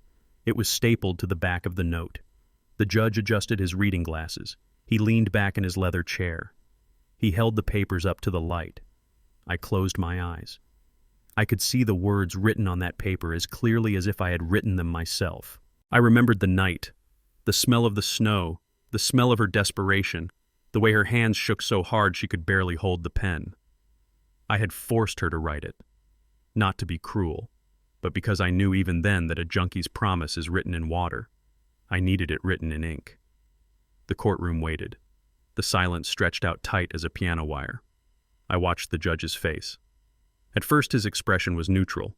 He was a man who had seen divorce custody battles and petty feuds for 30 years. He expected a letter of apology. He expected a rant. He expected something sad but standard. But as his eyes scanned the first line, his eyebrows pulled together.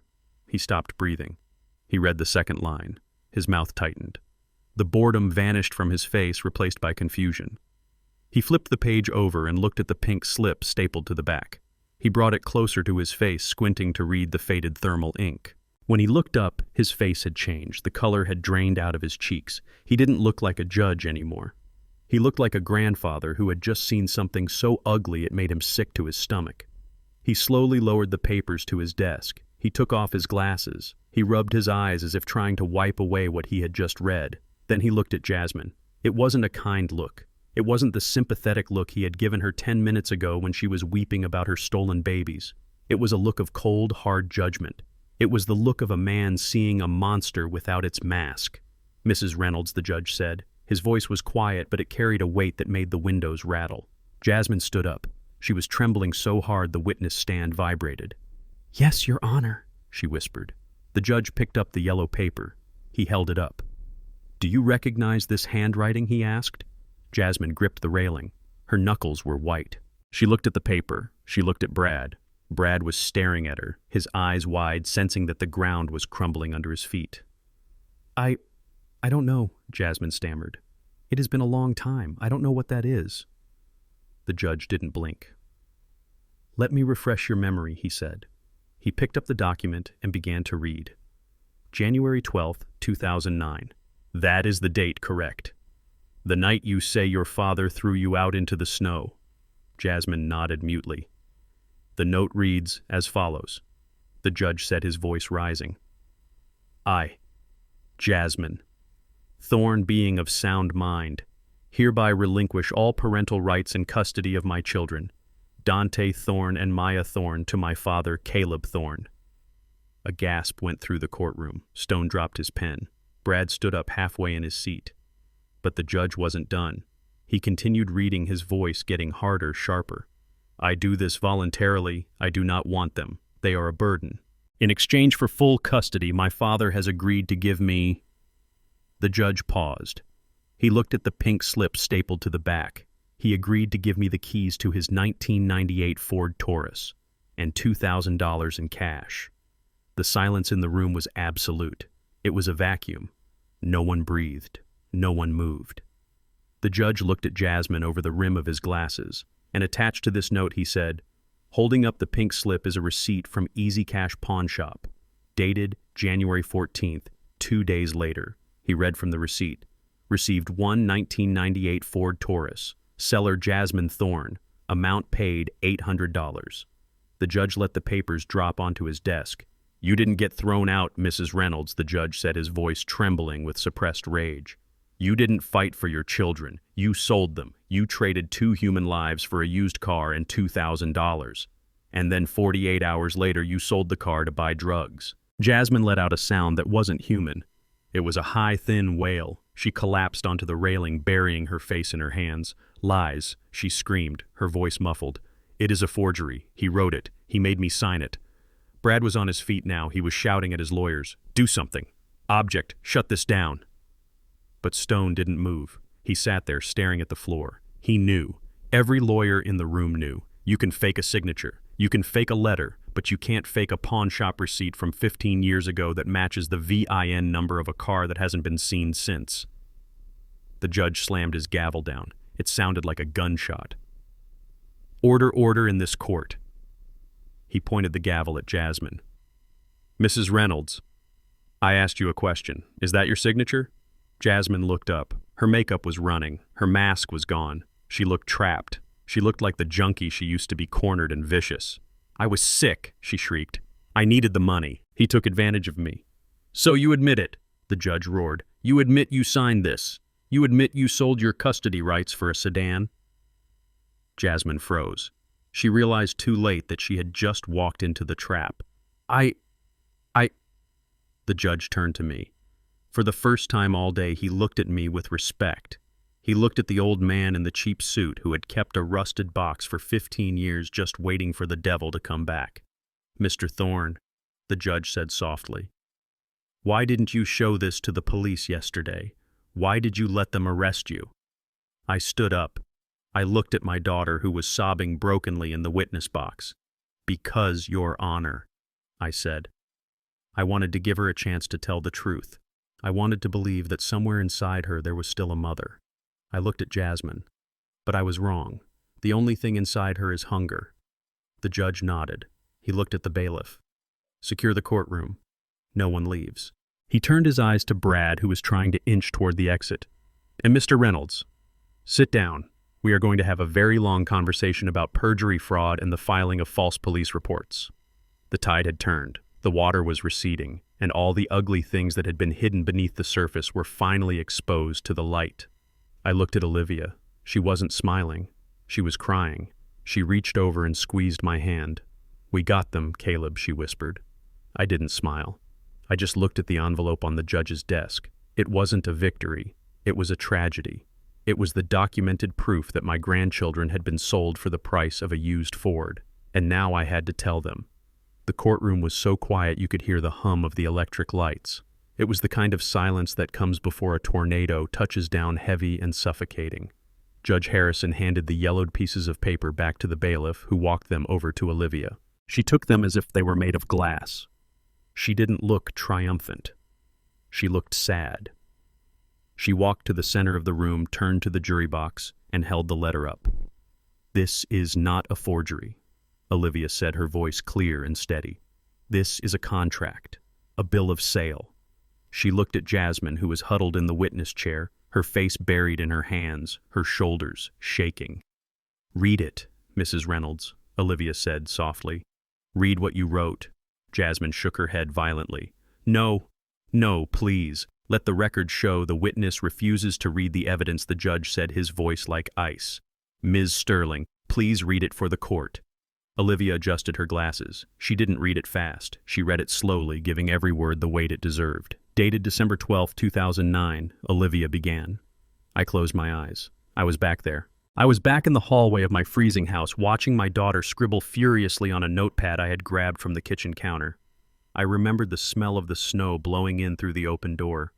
I remembered the way her hand shook, not from cold, but from the desperate need to get back to the dealer waiting down the street. A Jasmine Thorne. Olivia read, "Being of sound mind and body, hereby permanently relinquish all parental rights, custody, and guardianship of my 2 children, Dante Marcus Thorne, age 4, and Maya Elise Thorne, age 2. A gasp rippled through the gallery. It started in the back row and rolled forward like a wave. People were shifting in their seats. The reporters were typing furiously. "I surrender them to my father, Caleb Thorne," Olivia continued. "I agree that I am unfit to care for them. I agree to never return. I agree to never contact them. I agree to disappear from their lives completely." Olivia paused. She lowered the paper slightly and looked at the jury, and in exchange for these 2 human lives, she read, her voice dropping to a whisper that carried to the back of the room. "In exchange for her son and her daughter, Caleb Thorne agrees to provide the following compensation." She held up the paper again. 1. The keys and title to his personal vehicle, a 1998 Ford Taurus. 2. The sum of $2,000 in cash taken from his retirement savings. Olivia lowered the paper.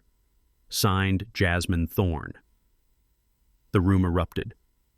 It wasn't a cheer. It was a sound of pure shock. A collective intake of breath followed by a low, angry murmur. People were looking at Jasmine not with pity anymore, but with horror. She wasn't a victim. She was a merchant. She had treated her own flesh and blood like used furniture at a garage sale. Jasmine lifted her head. Her face was streaked with mascara. She looked wild. "I had to," she screamed, her voice cracking. "I had debts. Bad men were coming for me. If I didn't pay them, they were going to kill me. I did it to save myself." "To save yourself," Olivia repeated, nodding slowly. "Exactly. You saved yourself. You didn't do it to save the children. You didn't do it because you thought Caleb was a better parent. You did it because you needed a car and cash." Olivia walked back to the evidence table. She picked up the second piece of paper, the small pink slip. "And let us talk about that car, Mrs. Reynolds." She held up the pink slip. "This is a receipt," Olivia said, "from the Easy Cash Pawn and Title Shop on 4th Street. It is dated December 14th, 2 days after you signed that contract, 2 days after you drove away from your children in the snow." She walked closer to the jury. "Item pawned, 1998 Ford Taurus. VIN number matching the vehicle title. Amount given, $800. Olivia turned to face Jasmine. "You didn't need a car to escape, Jasmine. You didn't need a getaway vehicle to run from your abuser. You drove that car straight to a pawn shop. You sold it for pennies on the dollar." "Why?" Olivia asked, her voice rising. "Why would a terrified mother selling her children for safety turn around and sell her only means of escape?" 48 hours later, Jasmine didn't answer. She was rocking back and forth, muttering to herself. "I will tell you why," Olivia said. "Because you didn't want to leave town. You wanted to get high. You took the $2,000 my client gave you and you spent it. Then you took the car he gave you and you sold it. And you spent that too." Olivia slammed the receipt onto the railing of the witness stand. "That is the price of a mother's love, ladies and gentlemen," she said to the jury. $2,800. That is what Dante and Maya were worth to her. Less than the cost of the designer handbag she walked into this courtroom carrying yesterday. The murmur in the courtroom turned into a roar. The judge banged his gavel, but no one was listening. The illusion was shattered. The story of the grieving mother had dissolved, revealing the ugly, jagged truth underneath. I looked at the judge. He looked sick. He looked like he wanted to go home and hug his own children. And then chaos broke loose. Brad stood up. He didn't just stand up. He leaped to his feet. His face was purple. The veins in his neck were bulging. He looked like a man watching his winning lottery ticket burn in a fire. Lies. Brad screamed. He pointed a shaking finger at me. That is a forgery. That old man is a liar. He wrote that. He forced her to sign it. He climbed over the railing that separated the gallery from the court floor. The bailiffs moved toward him, hands on their weapons. "Sit down, sir," the bailiff shouted. "No," Brad yelled, his voice echoing off the high ceiling. "You are not listening. Look at her. She was a child. She was on drugs. She didn't know what she was signing. That contract is illegal. You can't sell children. It is void. It means nothing." He ran toward the defense table. He grabbed Jasmine by the arm, hauling her out of the chair. "Tell them, Jasmine," he shrieked, shaking her. "Tell them he held a gun to your head. Tell them he made you write it. Stick to the script." Jasmine looked at him. Her eyes were glazed. She was broken. The weight of the truth had finally crushed her. I, she stammered. "Tell them," Brad roared, raising his hand as if to strike her right there in the middle of the federal courtroom. That was the moment everyone saw the real Brad, not the loving fiancé, not the concerned stepfather, but the pimp, the man who saw these people not as family but as assets to be managed and liquidated. I stood up. I didn't think about my bad knee. I didn't think about the bailiffs. I just saw a man threatening my daughter. Even after everything she did, even after she sold my grandbabies, she was still the little girl I used to carry on my shoulders. "Don't you touch her!" I bellowed. My voice was the voice of the rail yard, loud enough to stop a train. I stepped forward, putting myself between the table and the witness stand. The judge was banging his gavel so hard I thought the handle would snap. "Order bailiffs, restrain that man. Remove him from my court." 2 bailiffs tackled Brad. They took him down hard. He hit the floor with a thud, but he didn't stop screaming. "It is a setup. The old man is a criminal. I have rights. I am the guardian of the estate. You can't do this to me." As they dragged him backward, kicking and cursing, his eyes locked onto mine. There was no mask left, just pure, unadulterated hate. "You are dead, Thorne," he screamed, spit flying from his mouth. "You think a piece of paper saves you? I will bury you. I will bankrupt you. I will make sure you never see those kids again." They dragged him out the double doors. The sound of his screaming faded down the hallway, leaving a ringing silence in the courtroom. I stood there, breathing hard. I looked at Jasmine. She was slumped in the chair, sobbing quietly. She looked small. She looked like she had 15 years ago. I looked at the judge. He was standing up, his chest heaving. He looked at the bailiff. "Lock the doors," the judge ordered. He looked at me. Then he looked at Jasmine. He sat down slowly. He picked up the yellow paper again. "You are right, Mr. Reynolds," the judge said to the empty room. "You cannot sell children. This contract is not legally binding in the state of Pennsylvania. You cannot trade custody for a Ford Taurus." My heart stopped. Olivia gasped. However, the judge continued, his voice dropping to a whisper. "While it may not be a legal contract for custody, it is the most damning confession of abandonment I have ever seen in 30 years on the bench." He looked at me. "Mr. Thorne, the court apologizes. We have made a grave error." He turned to the court clerk. "Strike the petitioner's request for custody, strike the request for damages, and get the district attorney on the phone, immediately." He pointed at Jasmine. "Because while you can't sell children legally attempting to do so and then filing a false police report claiming kidnapping 15 years later, that is a felony." Jasmine looked up. The realization hit her. She wasn't getting the children. She wasn't getting the money. She was going to prison. But I wasn't looking at her. I was looking at the door. "Dante," I whispered. He was out there. He was with them. And now that Brad's plan had exploded, I knew my grandson was in more danger than ever. Because a predator who loses his meal doesn't just walk away, he strikes.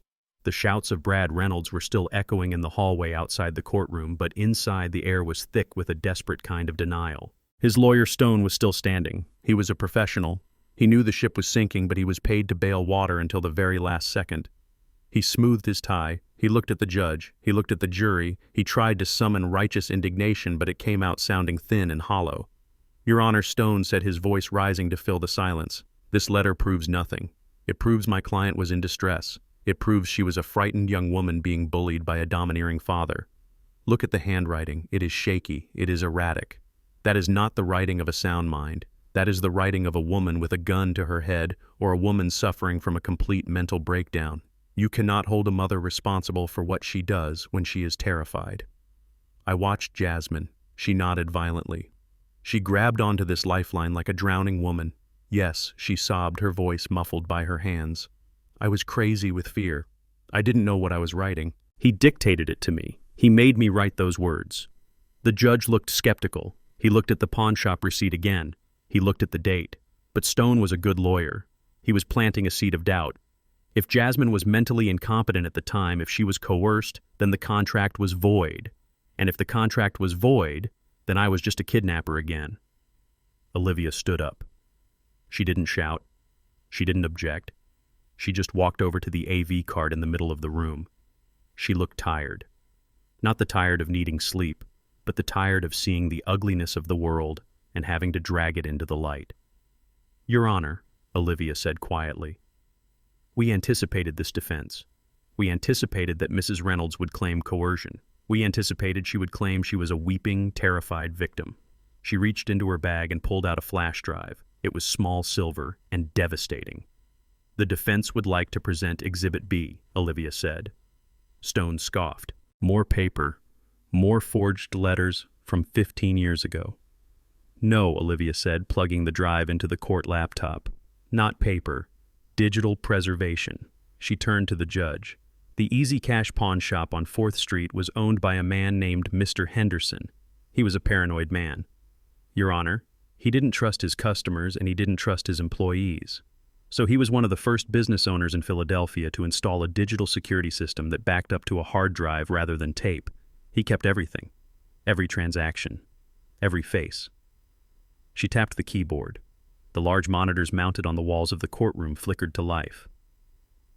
"Mr. Henderson passed away last year," Olivia continued, "but his son kept the archives.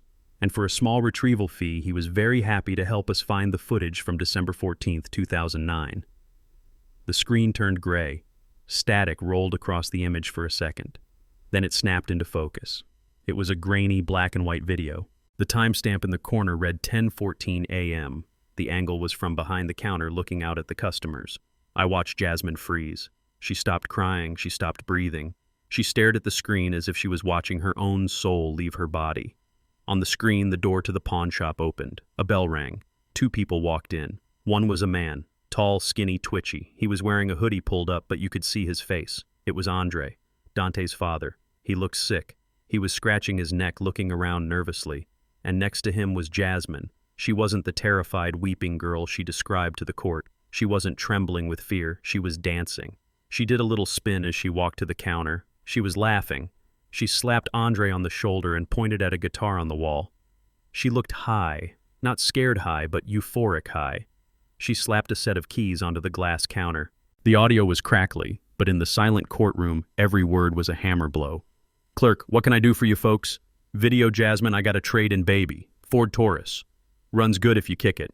I got the title right here. Clerk, I can give you 500. Video Jasmine 500. Come on, old man. I got a party to get to. Make it 8. Clerk 800. But I need a thumbprint. Video Jasmine. You can have a footprint if you give me the cash."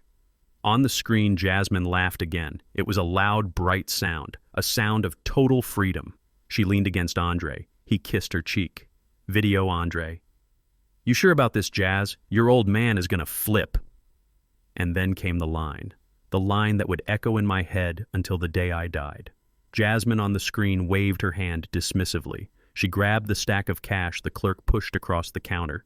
She counted it fast, her fingers moving with the speed of an addict. Video Jasmine. "Let him flip. I am done, Andre. I am free. No more diapers, no more crying, no more waking up at 3 a.m. She stuffed the money into her bra. She looked at the camera. She grinned. A wide, feral grin. Video, Jasmine. We are debt-free, baby. Those two little heavy debts, they are the old man's problem now. We are going to Miami. The video froze on her smiling face. The timestamp ticked forward one more second, then stopped. The courtroom was dead silent. No one moved. No one coughed. It was the silence of a mass grave. The woman on the screen wasn't a victim. She wasn't a hostage. She was a woman who had just dumped her children like bags of trash and was celebrating the payday. I looked at Jasmine in the witness chair. She had collapsed. She wasn't acting now. Her forehead was resting on the wooden rail. Her hands were gripping her hair. She was making a low, keening sound in the back of her throat. It was the sound of a cornered animal realizing there is no way out. Stone sat down. He didn't object. He didn't argue. He closed his file folder. He knew it was over. There is no defense for that. There is no spin for that. The judge took off his glasses. He looked sick. He looked like he wanted to wash his hands. But I wasn't looking at the judge. I wasn't looking at Jasmine. I felt a disturbance in the air behind me, a shifting of weight, a presence that shouldn't have been there. I turned around slowly. In the back row of the gallery, partially hidden by the shadow of a pillar, stood a figure. He was tall, 6'5". He was wearing a hoodie with the hood pulled down. Dante. He must have snuck in when the bailiffs dragged Brad out. Or maybe he had been there the whole time, hiding, waiting, hoping. He was standing up. His hands were hanging by his sides. His face was completely blank. No anger, no tears, just a terrible emptiness where his heart used to be. He looked at the frozen image on the screen, the image of his mother laughing about getting rid of her heavy debts. Then he looked at the woman in the chair. Jasmine sensed him. She lifted her head. Her mascara was smeared across her cheeks like war paint. She turned and saw him. "Dante," she whispered. Her voice was a broken rasp. Dante didn't move. He didn't blink. He stepped out of the aisle. He walked forward. The bailiff started to move to stop him, but I stood up. I shook my head at the bailiff. "Let him." Dante walked until he was 10 feet away from her. He looked down at her. He looked at the woman who had bought him silk pajamas and promised him the world. $2,000, Dante asked. His voice was quiet. It didn't crack. It was dead flat. Jasmine reached out a hand. "Baby, please." I was young. I was high. "You sold us," Dante said. "You sold me. You sold Maya. For a car you sold 2 days later." He tilted his head, looking at her as if she was a math problem he couldn't solve. "I am worth millions now," Dante said. "Brad said I am worth millions. But back then I was worth $800 from a pawn shop and $1,000 from Grandpa's retirement." "Dante, no." Jasmine sobbed, reaching for him. "I love you." "Stop," Dante said. He didn't shout. The word just fell out of his mouth like a stone. "Don't use that word. You don't know what that word means. Grandpa knows what that word means. Grandpa paid for us. You sold us." He turned his back on her. He looked at the judge. "Your Honor." Dante said, his voice ringing clear and strong. "My name is Dante Thorne. Caleb Thorne is my father. He is the only father I have ever known." He pointed at Jasmine without looking at her. "I don't know who this woman is, but she is trespassing in our lives. Please make her go away." Jasmine let out a wail that shattered the last remaining tension in the room. She slumped to the floor, weeping uncontrollably. But Dante didn't look back. He walked over to the defense table. He walked over to me. He sat down in the chair next to me. He took my rough, calloused hand in his own. He squeezed it. "Let's go home, Pops," he whispered. I squeezed back. "We are almost there, son," I said. Almost there. The courtroom was a wreckage of human emotion. Jasmine was still sobbing on the floor, a heap of floral fabric and shattered lies. The jury looked traumatized. The judge looked exhausted. I sat there holding Dante's hand, feeling the rough calluses on his palm that matched my own. For a moment I allowed myself to believe it was over. I thought the dragon had been slain. I thought we could just walk out the door and never look back. But I forgot one thing about snakes. Even when you cut off their head, the body still thrashes. And Brad Reynolds was a snake of the highest order. The double doors at the back of the courtroom banged open. Brad walked back in. He wasn't screaming anymore. He wasn't being dragged by bailiffs. He had composed himself. He had fixed his tie. He had smoothed his hair. He walked with the arrogant stride of a man who knows something the rest of the room doesn't. His lawyer, Mr. Stone, met him at the gate, whispering furiously. Brad just nodded, brushing imaginary dust off his lapel. He walked right past Jasmine. He didn't look at her. He didn't offer her a hand. He stepped over her legs as if she was a pile of dirty laundry. Your Honor, Stone announced, his voice regaining its oily confidence. My client would like to make a statement regarding his position. The judge glared over his glasses. Mr. Stone, your client was just removed for an outburst. He is lucky I am not holding him in contempt. The custody hearing is effectively concluded. Mrs. Reynolds has admitted to abandonment. The children go to Mr. Thorne. Brad stepped forward. He pushed his own lawyer aside. Actually, Your Honor, Brad said, his voice smooth and cold. That is not entirely accurate. He looked at the judge, then he turned his eyes to me. There was no anger in them now. Just a flat dead calculation. I am a victim here, Your Honor, Brad said. I was deceived. This woman... He gestured vaguely at Jasmine, who was being helped into a chair by a bailiff. This woman lied to me. She told me she was a grieving mother. She told me she was abused. I spent a fortune trying to help her. I opened my home. I opened my heart. I had no idea she sold her children. It is despicable. Jasmine looked up, her eyes swollen. Brad, what are you saying? Shut up, Jasmine, Brad snapped. You played me. You used me for my money, and I am done with you. He looked back at the judge. I am withdrawing my support for Mrs. Reynolds. I am filing for an annulment of our engagement immediately. I want nothing to do with a child trafficker. Dante squeezed my hand so hard it hurt. He was watching the man who had promised to be his father throw his mother into the garbage the second she became a liability. However, Brad continued, a small, cruel smile playing on his lips. While the custody of the physical children is settled, there is the matter of the estate. The judge frowned. What estate? The Andre Williams estate, Brad said. The biological father, the $5 million insurance settlement. The room went quiet again. The money, the dirty secret that had started this whole war. Brad reached into his jacket pocket. He pulled out a document. It wasn't crumpled like my envelope. It was crisp. It was blue-backed. It looked official.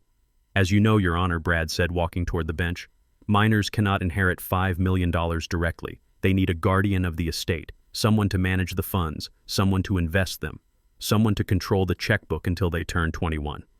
He slapped the document onto the judge's desk. Last week, anticipating that Jasmine might be emotionally unstable, I took the liberty of filing the necessary paperwork with the probate court. I applied to be the guardian of the estate for Dante and Maya Thorne. Olivia stood up. Your Honor, this is ridiculous. He has no relation to them. Ah, but I do, Brad interrupted. I am the fiancé of the biological mother. And more importantly, I have the consent of the current guardian. He pointed a finger at me. Mr. Thorne signed the waiver last week. I froze. I never signed anything. That is a lie, I shouted, standing up. I never signed a paper for you. Brad smirked. He looked at me with pity. Really, Caleb? Do you remember the day the police arrested you? Do you remember the stack of papers they handed you to sign for your property release at the jail? You were so flustered, so confused, you just signed whatever they put in front of you. My blood ran cold. I remembered. The chaotic scene at the precinct. The officer handing me a clipboard with a stack of forms. Sign here for your wallet. Sign here for your belt. Sign here for your release. Brad had slipped a probate form into the stack. He had tricked me. The judge picked up the document. He looked at the signature at the bottom. It was my signature. Shaky rushed but mine. He looked up, his face grim. Mr. Thorne, is this your signature? I stared at it from across the room. I felt sick. He tricked me, I whispered. It is a legal document, Your Honor, Brad said, checking his fingernails. It is filed. It is stamped. It is binding. Brad turned to face me. He walked closer, stopping just out of swinging range. He looked at Dante. Then he looked at me. So here is how it works, old man, Brad said. You win. You get the kids. You get the grocery bills. You get the college tuition. You get the medical expenses. You get the burden. He tapped his chest. But I get the money. I control the $5 million. Every dime. I decide how it is invested. I decide what the management fees are. And let me tell you, my management fees are going to be very, very high. By the time Dante turns 21, there won't be enough left to buy a pair of sneakers. He laughed. It was a dry, hacking sound. You wanted them, you got them. But they are going to be poor, and I am going to be rich. That is the law, and the law doesn't care about your sob story. Dante stood up. He looked ready to kill. You sit down, boy, Brad snapped. Or I will freeze your assets so fast you won't be able to buy a stick of gum. I own you. I own your future. The judge looked at the document. He looked at Olivia. Ms. Sterling, the judge asked. Olivia looked pale. She was flipping through her law books looking for a loophole, but I could see in her eyes that she was stuck. A signed document is a signed document. Proving fraud would take months, maybe years. In the meantime, Brad would drain the account dry. It seemed like checkmate. Brad had lost the queen, but he had captured the king. He stood there preening, adjusting his expensive cufflinks. He was the smartest man in the room. He was the winner. I looked at him. I looked at his smug face. I looked at the way he dismissed my daughter. I looked at the way he threatened my grandson. And for the first time in this entire trial, I smiled. It wasn't a nice smile. It wasn't a polite smile. It was the smile of a man who is holding a royal flush while his opponent is betting the house on a pair of twos. I stood up. I buttoned my jacket. I picked up my cane, not because I needed it, but because I wanted to point with it. Brad saw my smile. His eyes narrowed. "What are you smiling at, old man?" he asked. "You lost." I walked out from behind the table. I walked until I was standing right in front of the judge's bench, ignoring the bailiff who tried to stop me. I looked at the judge. "Your Honor," I said. My voice was calm.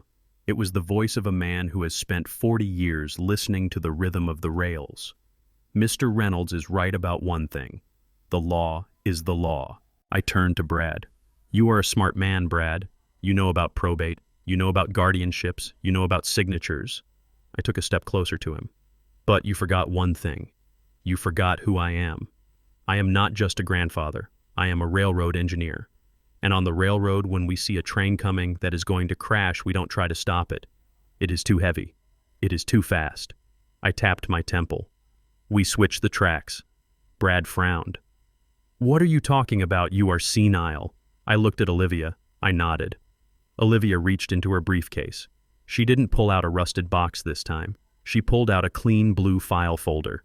She walked up to the bench and placed it directly on top of Brad's fraudulent document. "Your Honor," Olivia said, "the defense would like to submit one final piece of evidence." Brad laughed nervously. "What is it?" "Another letter from the attic. Another video." "It doesn't matter. I have the guardian papers." I looked Brad dead in the eye. "You have papers to be the guardian of Dante and Maya Thorne," I said. "Yes," Brad yelled. "That is their names." I shook my head slowly. "No, Brad. That was their names." The judge opened the blue folder. He read the first page. His eyes went wide. He looked at me. He looked at the date on the document. Then a smile cracked across the judge's face. A real, genuine smile. Brad looked around, panic starting to rise in his chest. "What? What is it?" I leaned in close to him. 10 years ago, Brad. When Jasmine didn't come back. When the court declared her absent. I pointed to the folder on the judge's desk. I didn't just wait. I acted. I filed for adoption. Brad's face went white. "Adoption," he whispered. "Full adoption," I said. "I didn't tell them because I wanted them to keep their hope. I wanted them to think their mother might come back. But legally, on paper, I pointed to Dante. His name isn't Dante Thorne." I pointed to Maya. "Her name isn't Maya Thorne." The judge lifted the document and read it aloud, his voice booming with satisfaction. "This is a decree of adoption dated August 4th, 2014. It grants full parental rights to Caleb Thorne, and it legally changes the names of the minors to," he paused for effect, "Dante Marcus Washington and Maya Elise Washington, taking the maiden name of their late grandmother." I looked at Brad. He was trembling. "Your document appoints you guardian of Dante and Maya Thorne," I said softly. "Those people don't exist, Brad. Legally, you are the guardian of two ghosts." The courtroom exploded. Olivia was laughing. Dante was staring at me with his mouth open. I leaned in one last time to Brad, whose knees were starting to buckle. "You tried to rob the Thorne's son, but you can't rob the Washingtons. I switched the tracks on you 10 years ago, and you never even saw the train coming." The air in the courtroom had turned stale. It tasted like victory to Brad Reynolds and like ash to everyone else. He stood there leaning against the defense table, preening like a peacock who had just chased off the lions.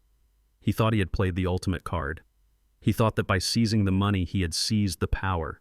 He believed that money was the blood that kept a family alive, so by cutting off the flow he could starve us into submission. He was looking at Dante with a smirk that said, "I own you." He was looking at Olivia with a sneer that said, "You failed." But he wasn't looking at me. To him, I was just scenery. I was the old man in the cheap suit who had lost. I was the past. He was the future. He didn't know that the past has a way of laying tracks that the future has to run on. I watched the judge reading Brad's fraudulent guardianship paperwork. I watched the judge's face harden as he realized that technically Brad was right. If I had signed that waiver in the confusion of the jailhouse, Brad had a legal claim to the estate of Dante and Maya Thorne. The judge looked up. He looked pained. "Mr. Reynolds," the judge said, his voice heavy with regret, "while your methods are questionable, the document appears valid on its face. If Mr. Thorne signed away his rights to the estate, and if you are the fiancé of the biological mother, the court may have no choice but to appoint you as temporary guardian of the funds." Brad clapped his hands together. "Thank you, Your Honor. I promise to manage the money with the utmost care. I will invest it wisely, maybe in crypto or high-risk tech stocks." He winked at Dante. I didn't move. I didn't shout. I just reached into the inside pocket of my charcoal jacket. My hand brushed against the silk lining. I felt the thick envelope I had placed there this morning. It wasn't rusted. It wasn't old. It was crisp. It was new. I stood up. My knees popped loud enough to be heard in the silent room. I walked past Olivia. I walked past the bailiff. I walked until I was standing right next to Brad. He smelled of expensive cologne and fear sweat. "You are a smart man, Brad," I said quietly. "You know how to read a contract. You know how to manipulate a PR crisis. You know how to trick an old man in a jail cell." Brad rolled his eyes. "Save the speech, Caleb. You lost. Go home and sit on your porch." I ignored him. I turned to the judge. "Your Honor," I said, "Mr. Reynolds is correct. He has a valid claim to be the guardian of the estate for Dante Thorne and Maya Thorne." Olivia gasped behind me. "Caleb, what are you doing?" I held up my hand to silence her. "He has a claim to their money," I continued. "He has a claim to their legacy. He has a claim to their very names." I looked at Brad. "But there is a problem with your paperwork, son. A structural problem. The kind of problem that makes a bridge collapse when you put weight on it." "What problem?" Brad snapped. "The signature is real." "The signature is real," I agreed. "But the people are not." I pulled the blue folder from my pocket. I laid it gently on the judge's bench right on top of Brad's claim. "You see, Brad," I said, turning back to him. 10 years ago when Jasmine didn't come back. When the phone didn't ring.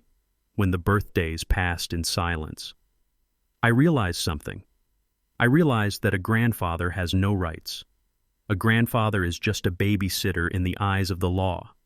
If I got sick, the state would take them. If I died, the state would take them. If Jasmine came back, she could take them. I paused. I looked at Dante. He was watching me, his eyes wide, sensing the shift in the air. "I couldn't live with that risk," I said. "I couldn't sleep at night knowing my babies were one court order away from foster care."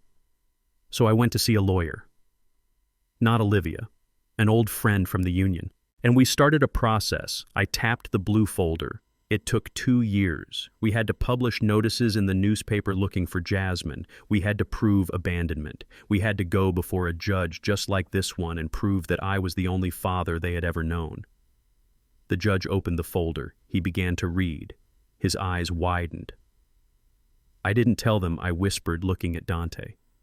"I didn't tell you, son, because I wanted you to keep your name. I wanted you to think your mother might still want you. I didn't want to erase your history. I just wanted to secure your future." The judge looked up. He took off his glasses. A slow, incredulous smile spread across his face. "Mr. Reynolds," the judge said, his voice ringing with a new energy. "This document you filed, it names Dante Thorne and Maya Thorne as the beneficiaries." "Yes," Brad said, looking confused. "That is their names." The judge shook his head. "No, Mr. Reynolds. That was their names." He held up the document from my blue folder. It had a gold seal on it, a seal that meant it was final, it was unchangeable, it was the law of the land. "This is a final decree of adoption," the judge announced. dated August 4th, 2014, signed by the Honorable Judge Davis of the Family Court of Philadelphia. He looked at Brad, whose face was turning the color of ash. It states that the parental rights of Jasmine Reynolds and Andre Williams were terminated in absentia, and it states that Caleb Thorne is the sole legal and permanent parent of these children. But that is not all the judge said, flipping the page. In granting the adoption, the court also granted a request for a change of name, to honor the late wife of the petitioner, to honor the grandmother who loved them. The judge looked at Dante. Your legal name is not Dante Thorne's son.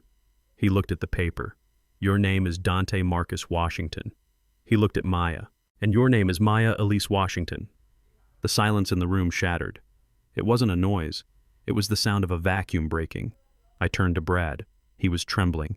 His mouth was opening and closing like a fish on a dock. You have a guardianship over two people who do not exist, Brad. I said, my voice hard as steel. You filed paperwork for ghosts. Brad grabbed the table. No, that is impossible. You can't just change their names. You can't just hide that. I did, I said. I hid it in the one place you never looked. I hid it in the public record. You were so busy looking for dirt, you didn't look for the foundation. You hired investigators to find my crimes, but you didn't hire anyone to check the birth registry. I stepped closer to him. Dante Thorne doesn't have $5 million, Brad. Dante Thorne is a memory. Dante Washington. He is my son, and I am his father. And you are a stranger with a piece of paper that isn't worth the ink it is printed on. Brad looked at the judge. Your Honor, this is fraud. He misled me. He signed the paper, knowing it was invalid. The judge laughed. It was a deep belly laugh that shook his robes. Mr. Reynolds, you tried to trick an elderly man into signing away a fortune while he was in police custody. And you are complaining that he outsmarted you. The judge picked up his gavel. He looked at Brad with pure delight. The court finds that the petition for guardianship filed by Brad Reynolds is invalid due to a fundamental error of fact. The subjects of the petition do not exist. Bang! The gavel hit the wood. Furthermore, the judge continued, the court recognizes the decree of adoption presented by Mr. Thorne. Caleb Thorne is the legal father. He has sole custody, he has sole guardianship, and he has sole control over the estate of Dante and Maya Washington. Bang! Brad fell back into his chair. He looked at his hands. He looked at the empty air where his millions used to be. He realized in that moment that he hadn't just lost the money. He had exposed himself. He had shown the world his greed, and he had gotten nothing in return. I looked at Dante. My grandson, no, my son, was standing up. He was looking at me with tears in his eyes. He wasn't crying because he was sad. He was crying because he finally understood. Washington. Dante whispered. That was Grandma's name. Yes, I said. It is a good name. It is a strong name. Dante walked over to me. He didn't care about the bailiffs. He didn't care about the judge. He wrapped his massive arms around me and lifted me off the ground. You adopted us, he choked out. You made us yours. I always wanted you, I whispered into his ear. I never wanted to give you back.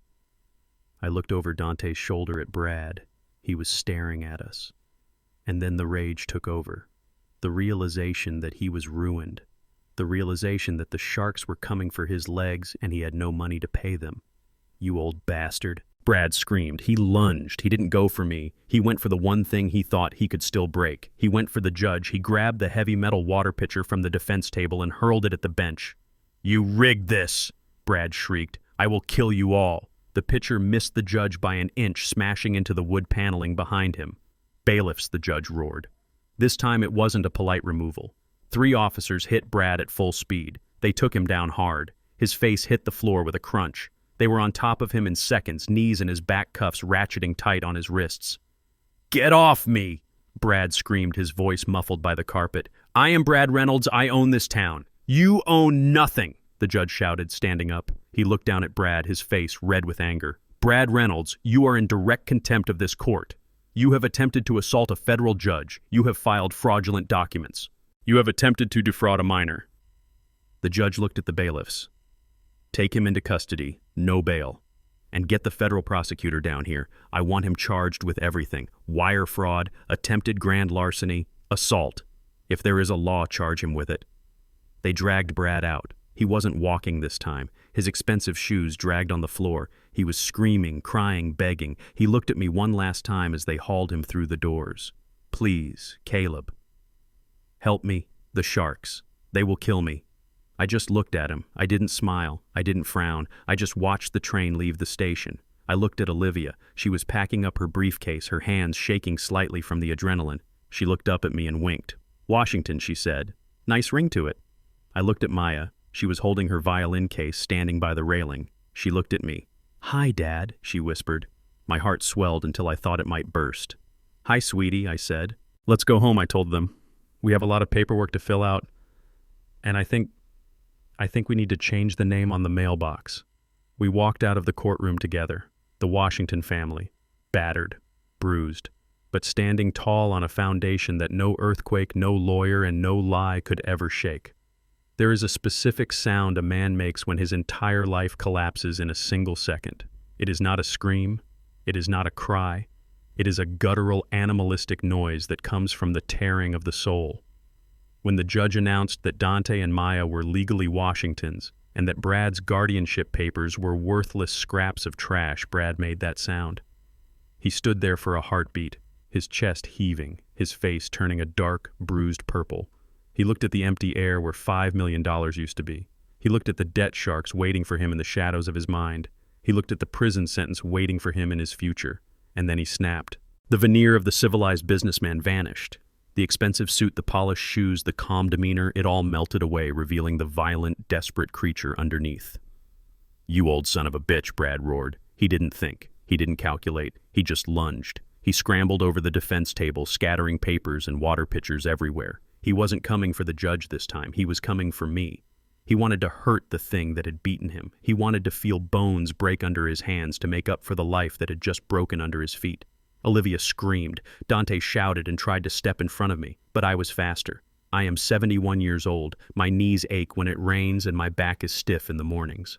But before I was a grandfather, before I was a railroad engineer, I was a young man growing up in a neighborhood where you learned to stand your ground or you didn't stand at all. And on the railroad, you learn about momentum. You learn that you don't try to stop a speeding train with your chest. You use its own weight against it. Brad came at me high, his hands reaching for my throat, his eyes wide with murder. He was younger, stronger, and fueled by pure adrenaline. But he was sloppy. He was flailing. I didn't step back. I didn't cower. I planted my feet. I shifted my weight to my good leg. As Brad reached me, I didn't block him. I grabbed his lapel with my left hand and his sleeve with my right. I pulled him forward, adding my strength to his momentum. I twisted my hips. It was an old move. Simple, ugly, effective. Brad's feet left the floor. He flew over my hip, his expensive Italian shoes kicking the air. He hit the floor of the courtroom with a sound that shook the benches. A flat, sickening thud of meat and bone meeting solid wood. The air left his lungs in a violent whoosh. I stood over him, breathing hard, adjusting my tie. You forgot the first rule of the track, son, I whispered down to him. Never try to derail the engine while you are standing on the rails. Brad groaned, trying to push himself up, trying to reach for my leg. But the moment was over. Bailiffs, the judge was shouting, standing up and pointing a trembling finger. Secure him, now. The courtroom flooded with uniforms. 3 bailiffs were on top of Brad before he could take a breath. They pressed his face into the carpet. They wrenched his arms behind his back. The sound of handcuffs ratcheting tight was sharp and final. Click, click, click. Get off me, Brad screamed, spitting blood onto the floor. I will sue you. I will kill you. I am Brad Reynolds. You are a felon. The judge boomed, his voice echoing like thunder. The judge looked at the prosecutor who was standing by the wall watching the chaos with wide eyes. Ms. District Attorney, the judge said, you have just witnessed an assault on a witness in open court. You have evidence of wire fraud. You have evidence of attempted grand larceny, and you have a signed confession of perjury. The prosecutor nodded, stepping forward. We are taking custody, Your Honor. We are charging Mr. Reynolds with 2 counts of aggravated assault, attempted fraud, and reckless endangerment. Brad was hauled to his feet. His nose was bleeding. His suit was torn. He looked wild, scanning the room for an exit that didn't exist. But the judge wasn't finished. The hammer of justice had one more nail to drive. The judge turned his eyes to the corner of the room where Jasmine was huddled in her chair trying to make herself invisible. She was trembling, watching her fiancé being dragged away like a rabid dog. She thought if she stayed quiet, if she stayed small, the storm would pass her by. "Mrs. Reynolds," the judge said. Jasmine flinched. She looked up, terror written on every line of her face. "Please," she whispered. "I didn't do anything. I was scared. He made me." The judge shook his head. "We have established that you sold your children 15 years ago, Mrs. Reynolds. That is a moral crime. But yesterday you walked into a police station and filed a report claiming they were kidnapped. You signed a sworn affidavit. You mobilized the police force. You terrorized this family. That is a legal crime." The judge looked at the prosecutor again. "Filing a false police report is a felony in this state," the judge said. "Child abandonment is a felony. Perjury is a felony." He pointed at Jasmine. "Arrest her." Jasmine screamed. It wasn't the fake theatrical scream she had used for the cameras. It was a raw, piercing sound of disbelief. No, I am the victim. I am the mother." A female officer walked over to her. She wasn't rough, but she wasn't gentle. She pulled Jasmine's hands behind her back. Jasmine struggled, kicking at the table, knocking over a pitcher of water. "Dante, Maya." "Help me!" Jasmine shrieked. Tell them I love you." Dante turned his face away. He buried his head in my shoulder. He couldn't watch. Maya was crying silently, tears streaming down her face, but she didn't move toward her mother. She stood next to Olivia, holding onto the lawyer's jacket like a lifeline. They dragged them both toward the side exit, the door that leads to the holding cells, not the street. Brad went first, cursing and spitting. Then came Jasmine. As the officer led her past our table, Jasmine dug her heels in. She stopped. She looked at me. Her face was a ruin of mascara and tears. Her eyes were pleading, desperate, looking for the father who had always fixed her mistakes, the father who had paid her debts, the father who had bailed her out of jail, the father who had raised her babies when she couldn't. "Dad," she choked out. I looked at her. My heart broke in my chest. "It is a terrible thing to see your own child in chains.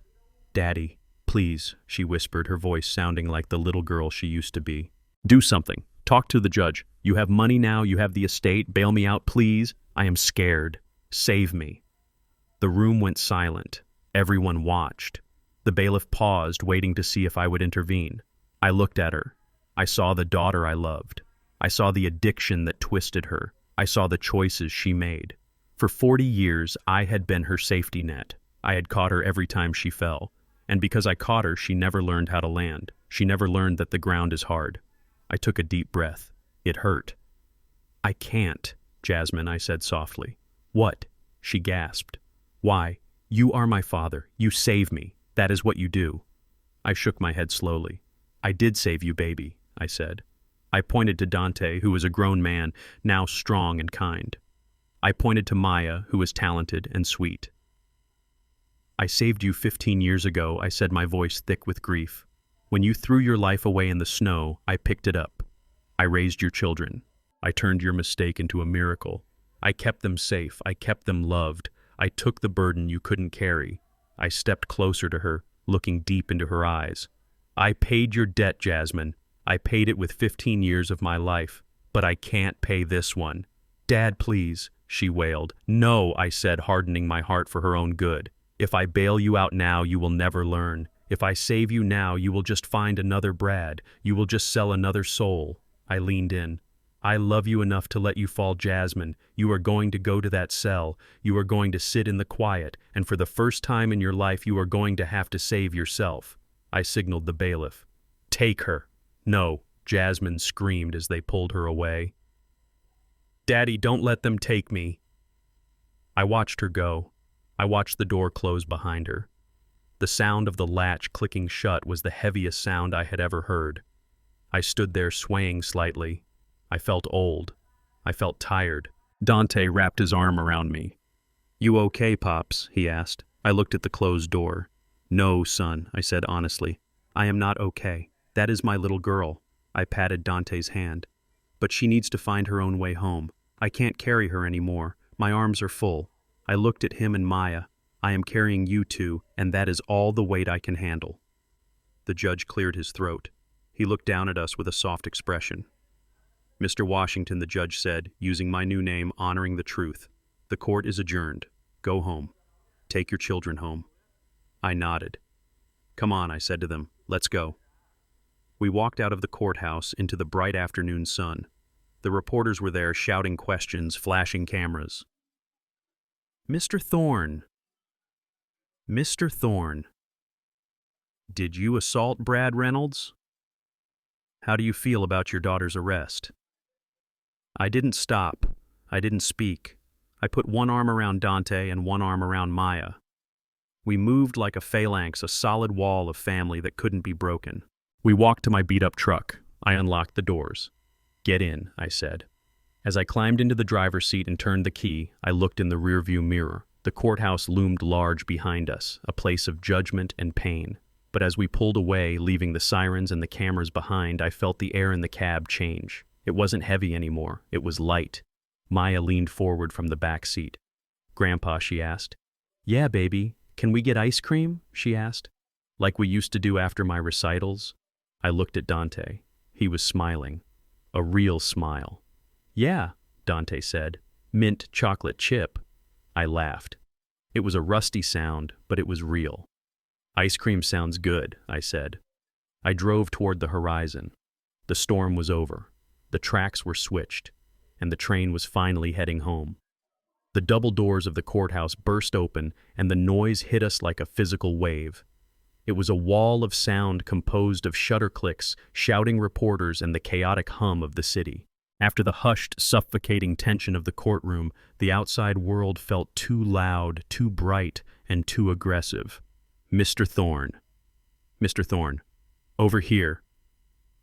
Is it true your daughter is going to prison? Did you really break Brad Reynolds' jaw? How much money is in the estate?" The reporters swarmed around the bottom of the steps like a school of piranhas sensing blood in the water. Microphones were shoved toward our faces, fuzzy gray boom mics dipped down from overhead, and cameras flashed in rapid-fire bursts that left purple spots dancing in my vision. I didn't stop. I didn't slow down. I put my left arm around Dante and my right arm around Maya, pulling them into my sides. I made myself wide. I made myself a shield. "Keep walking," I told them, my voice low and steady in their ears. "Don't look at the cameras. Don't answer them. They don't care about us. They just want a headline." Dante kept his head down, his jaw set tight. He was a big man now, taller than me, but in that moment he let me lead him. Maya buried her face in my coat, hiding from the flashing lights. We pushed through the crowd. A reporter from a tabloid channel tried to block my path, shoving a recorder in my face. "Caleb, do you have a comment on the accusations that you brainwashed the children?" I didn't say a word. I just kept moving my shoulder, brushing past him with the momentum of a freight train. He stumbled back and the path cleared. We reached the curb where I had parked my truck. It wasn't the limousine that had brought Jasmine here. It wasn't the sleek black SUV that Brad had arrived in. It was my 2004 Ford F-150. The paint was fading on the hood. The bumper had a dent from a parking lot mishap 3 years ago. There was a layer of Philadelphia dust on the windshield. To the reporters, it probably looked like a piece of junk. To me, it looked like a chariot. I unlocked the doors with the metal key. No remote start. No heated seats, just honest mechanics. "Get in," I said. Dante climbed into the passenger seat, his long legs cramping in the small space. Maya scrambled into the back cab. I got in the driver's side and slammed the door. The heavy thud cut off the noise of the reporters instantly. It was like closing the hatch on a submarine. The world was out there screaming and hungry, but inside the cab it smelled like peppermint candies, old leather, and engine oil. It smelled like safety. I turned the key. The engine coughed once, then roared to life with a deep, throaty rumble that vibrated through the floorboards. I put it in gear and pulled away from the curb, leaving the cameras and the chaos in a cloud of exhaust. We drove in silence for a long time. I navigated the city streets, heading away from downtown, away from the skyscrapers and the marble halls of justice, back toward the row houses and the corner stores of our neighborhood. The adrenaline was starting to fade, replaced by a deep, bone-weary exhaustion. My hands on the steering wheel were steady, but my heart felt heavy. We had won. The judge had ruled. The villains were in handcuffs. But victory in a family war doesn't feel like triumph. It feels like surviving a car crash. You are alive, but you are sore, and you can't stop replaying the impact in your head.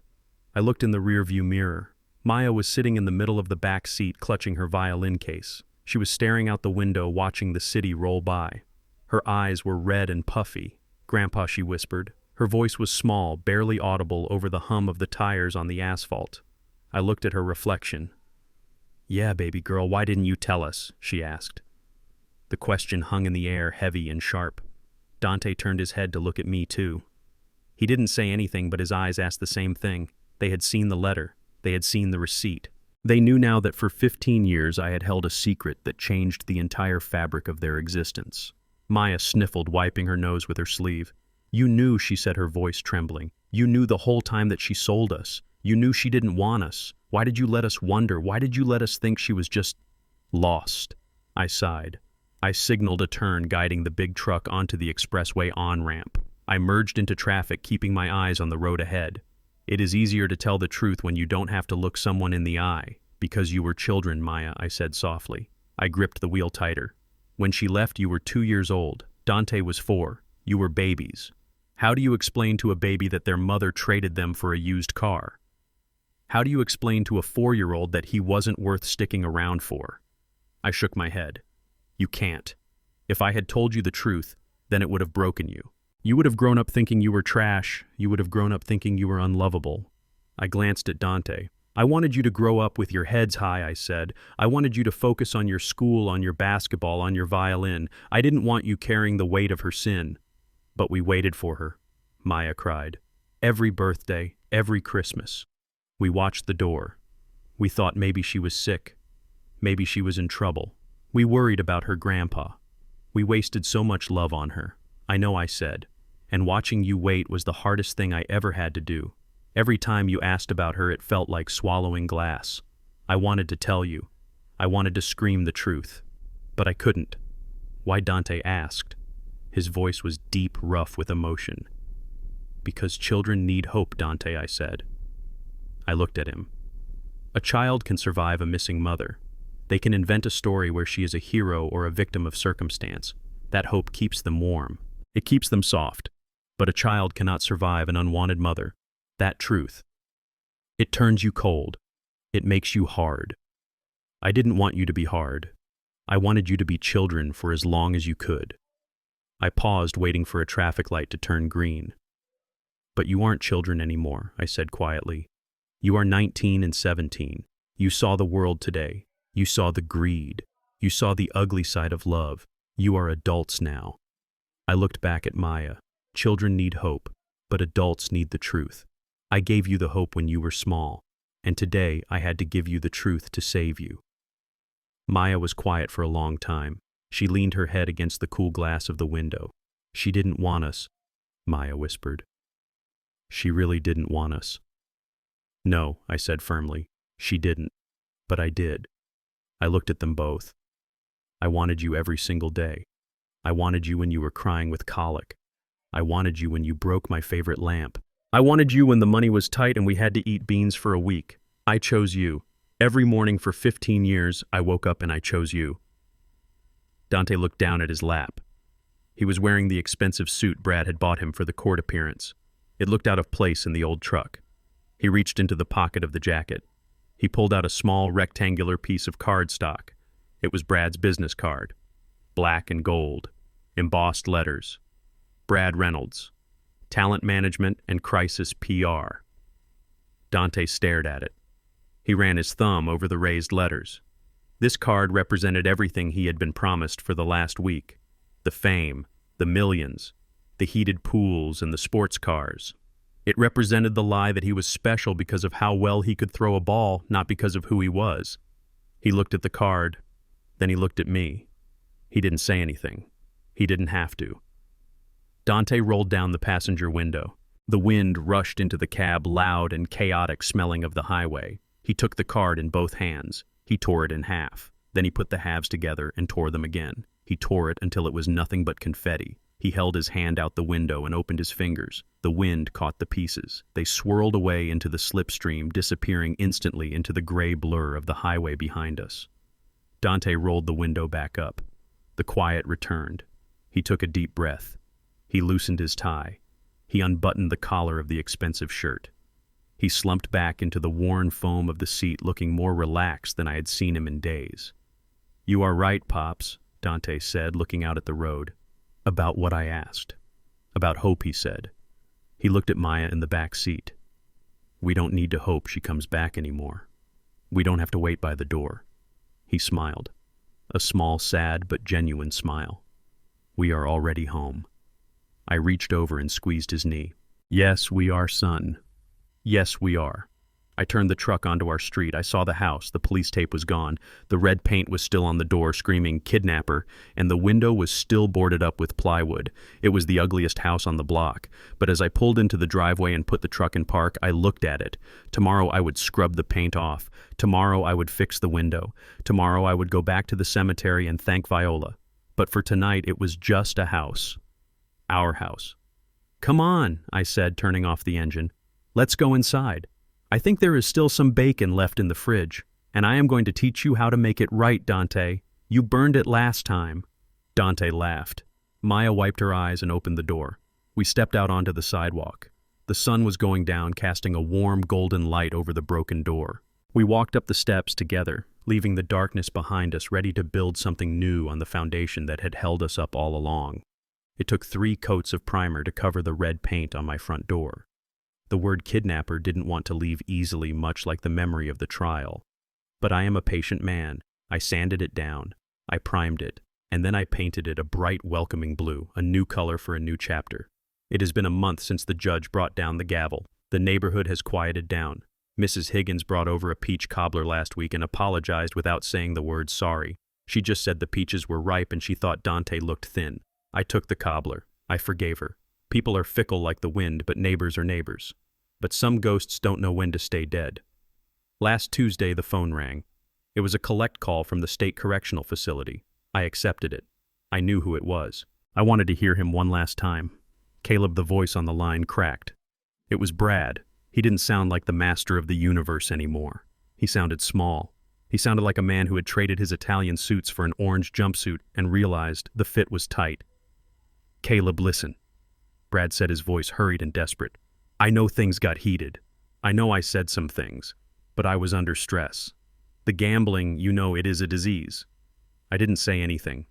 I just held the phone to my ear, listening to the background noise of the prison block. Look, Brad continued, I am in a bad spot. I need commissary money. I need protection. And I was thinking, Dante, the draft is coming up, right? I was the one who got his name out there. I was the one who hired the PR team. Technically, I helped him. He paused, waiting for me to agree. Don't you think he owes me a little something? Just a finder's fee? Maybe $5,000. It is pocket change for him once he signs that contract. Come on, Caleb. We are family in a way. I looked at the phone. The audacity of the man was breathtaking. He had tried to sell my grandson, and now he wanted a commission on his success. I will send you something, Brad. I said, You will. Brad sounded relieved. Oh, thank God. Thank you, Caleb. You are a good Christian man. I knew you would understand. I hung up. I went out to the garage. I found an old basketball in the corner. It was the first ball I ever bought Dante back when he was 6 years old. It was worn smooth. It had served its purpose. I took a knife and I punctured it. The air hissed out a long, dying wheeze. The ball collapsed in on itself, becoming a flat, sad piece of rubber. I put it in a box. I didn't put a check inside. I didn't put cash. I just wrote a note on a scrap of paper and taped it to the deflated ball. The note said, Your promises were just hot air. Now you are both empty. I mailed it the next morning. I like to imagine his face when he opened it in the mailroom. I like to imagine him realizing that the bank of Caleb Thorne is closed forever. But that is enough about him. He is the past. Today is Sunday. And in the Washington household, Sunday means one thing. The kitchen smells of hot oil and spices. The sound of sizzling chicken fills the air, mixing with the melody of Maya's violin coming from the living room. She is playing something upbeat today, something that sounds like spring. I am at the stove turning the drumsticks. My bad knee aches a little, but I don't mind. The back door opens and Dante walks in. He has to duck his head to clear the frame now. He just came from practice. He is sweating, tired, and smiling. Hey, Pop, he says, grabbing a carrot from the counter. Wash your hands, I say, pointing the tongs at him. You are not too big for a timeout. He laughs. It is a deep, booming laugh. Olivia is sitting at the dining table setting out the plates. She comes over every Sunday now. She says it is to check on the legal paperwork for the trust fund, but I know she just misses home-cooked food. She has become the aunt they never had. The $5 million is sitting in a trust. We haven't touched a dime of it. Dante doesn't drive a Corvette. He still drives my old truck when he needs to go somewhere. Maya doesn't wear Gucci. She wears jeans and t-shirts. We decided that money is for the future. It is for college. It is for their children. It is not for flash. We are rail people. We work for what we have. We sit down to eat. The table is full. Fried chicken, mashed potatoes, collard greens, cornbread. It isn't a fancy brunch with mimosas. It is real food. I look around the table. Maya is telling Olivia about her acceptance letter to the music conservatory. She is glowing. She isn't the scared little girl hiding in long sleeves anymore. She is confident. She knows who she is. Dante is arguing playfully with Olivia about the Sixers game. He is passionate. He is smart. He isn't a commodity to be sold. He is a young man with a good head on his shoulders. I take a bite of chicken. It is perfect. Crispy on the outside, juicy on the inside. For a moment, I think about the money. $5 million. It is a lot of money. It could buy a bigger house. It could buy a boat. It could buy a life of ease. But then I look at Dante passing the potatoes to his sister without being asked. I look at Maya pouring iced tea for Olivia. I look at the way they respect each other. I look at the kindness in their eyes. And I realize something. Brad wanted the millions because he was empty inside. Jasmine wanted the money because she was broken. But I am the richest man in the world, not because of the trust fund, but because I raised them. I built this. I built it with patience, with discipline, and with a love that didn't ask for a receipt. They are good people. In a world that tries to make you hard, they stayed soft. In a world that tries to make you sell out, they stood tall. That is my legacy. Not the money, the character. I tap the table. Grace, I say. They all stop talking. They bow their heads. Dante reaches out and takes my hand. Maya takes the other. Olivia completes the circle. We squeeze hands. A current of love runs through the circle stronger than any electricity. Thank you, Lord, I whisper. For the storm because it made us strong. For the truth because it set us free. And for the food because it is getting cold. Amen, they say in unison. I open my eyes. I look at my family. We are Washingtons, and we are home. Blood makes you related, but loyalty makes you family. I spent 15 years protecting my grandchildren from the truth about their mother, thinking I was shielding them from pain. But I learned that the truth, no matter how sharp, is the only foundation you can build a life on. A parent isn't the person who gives birth to you. It is the person who refuses to leave when things get hard. You can't buy love with a lawsuit, and you can't kidnap a heart that already knows where its home is. If you enjoyed this story and believe that family is worth fighting for, hit that like button and subscribe to the channel. Let me know in the comments if you have ever had to make a tough choice to protect the ones you love. I read every single one. Until next time, stay strong and keep building.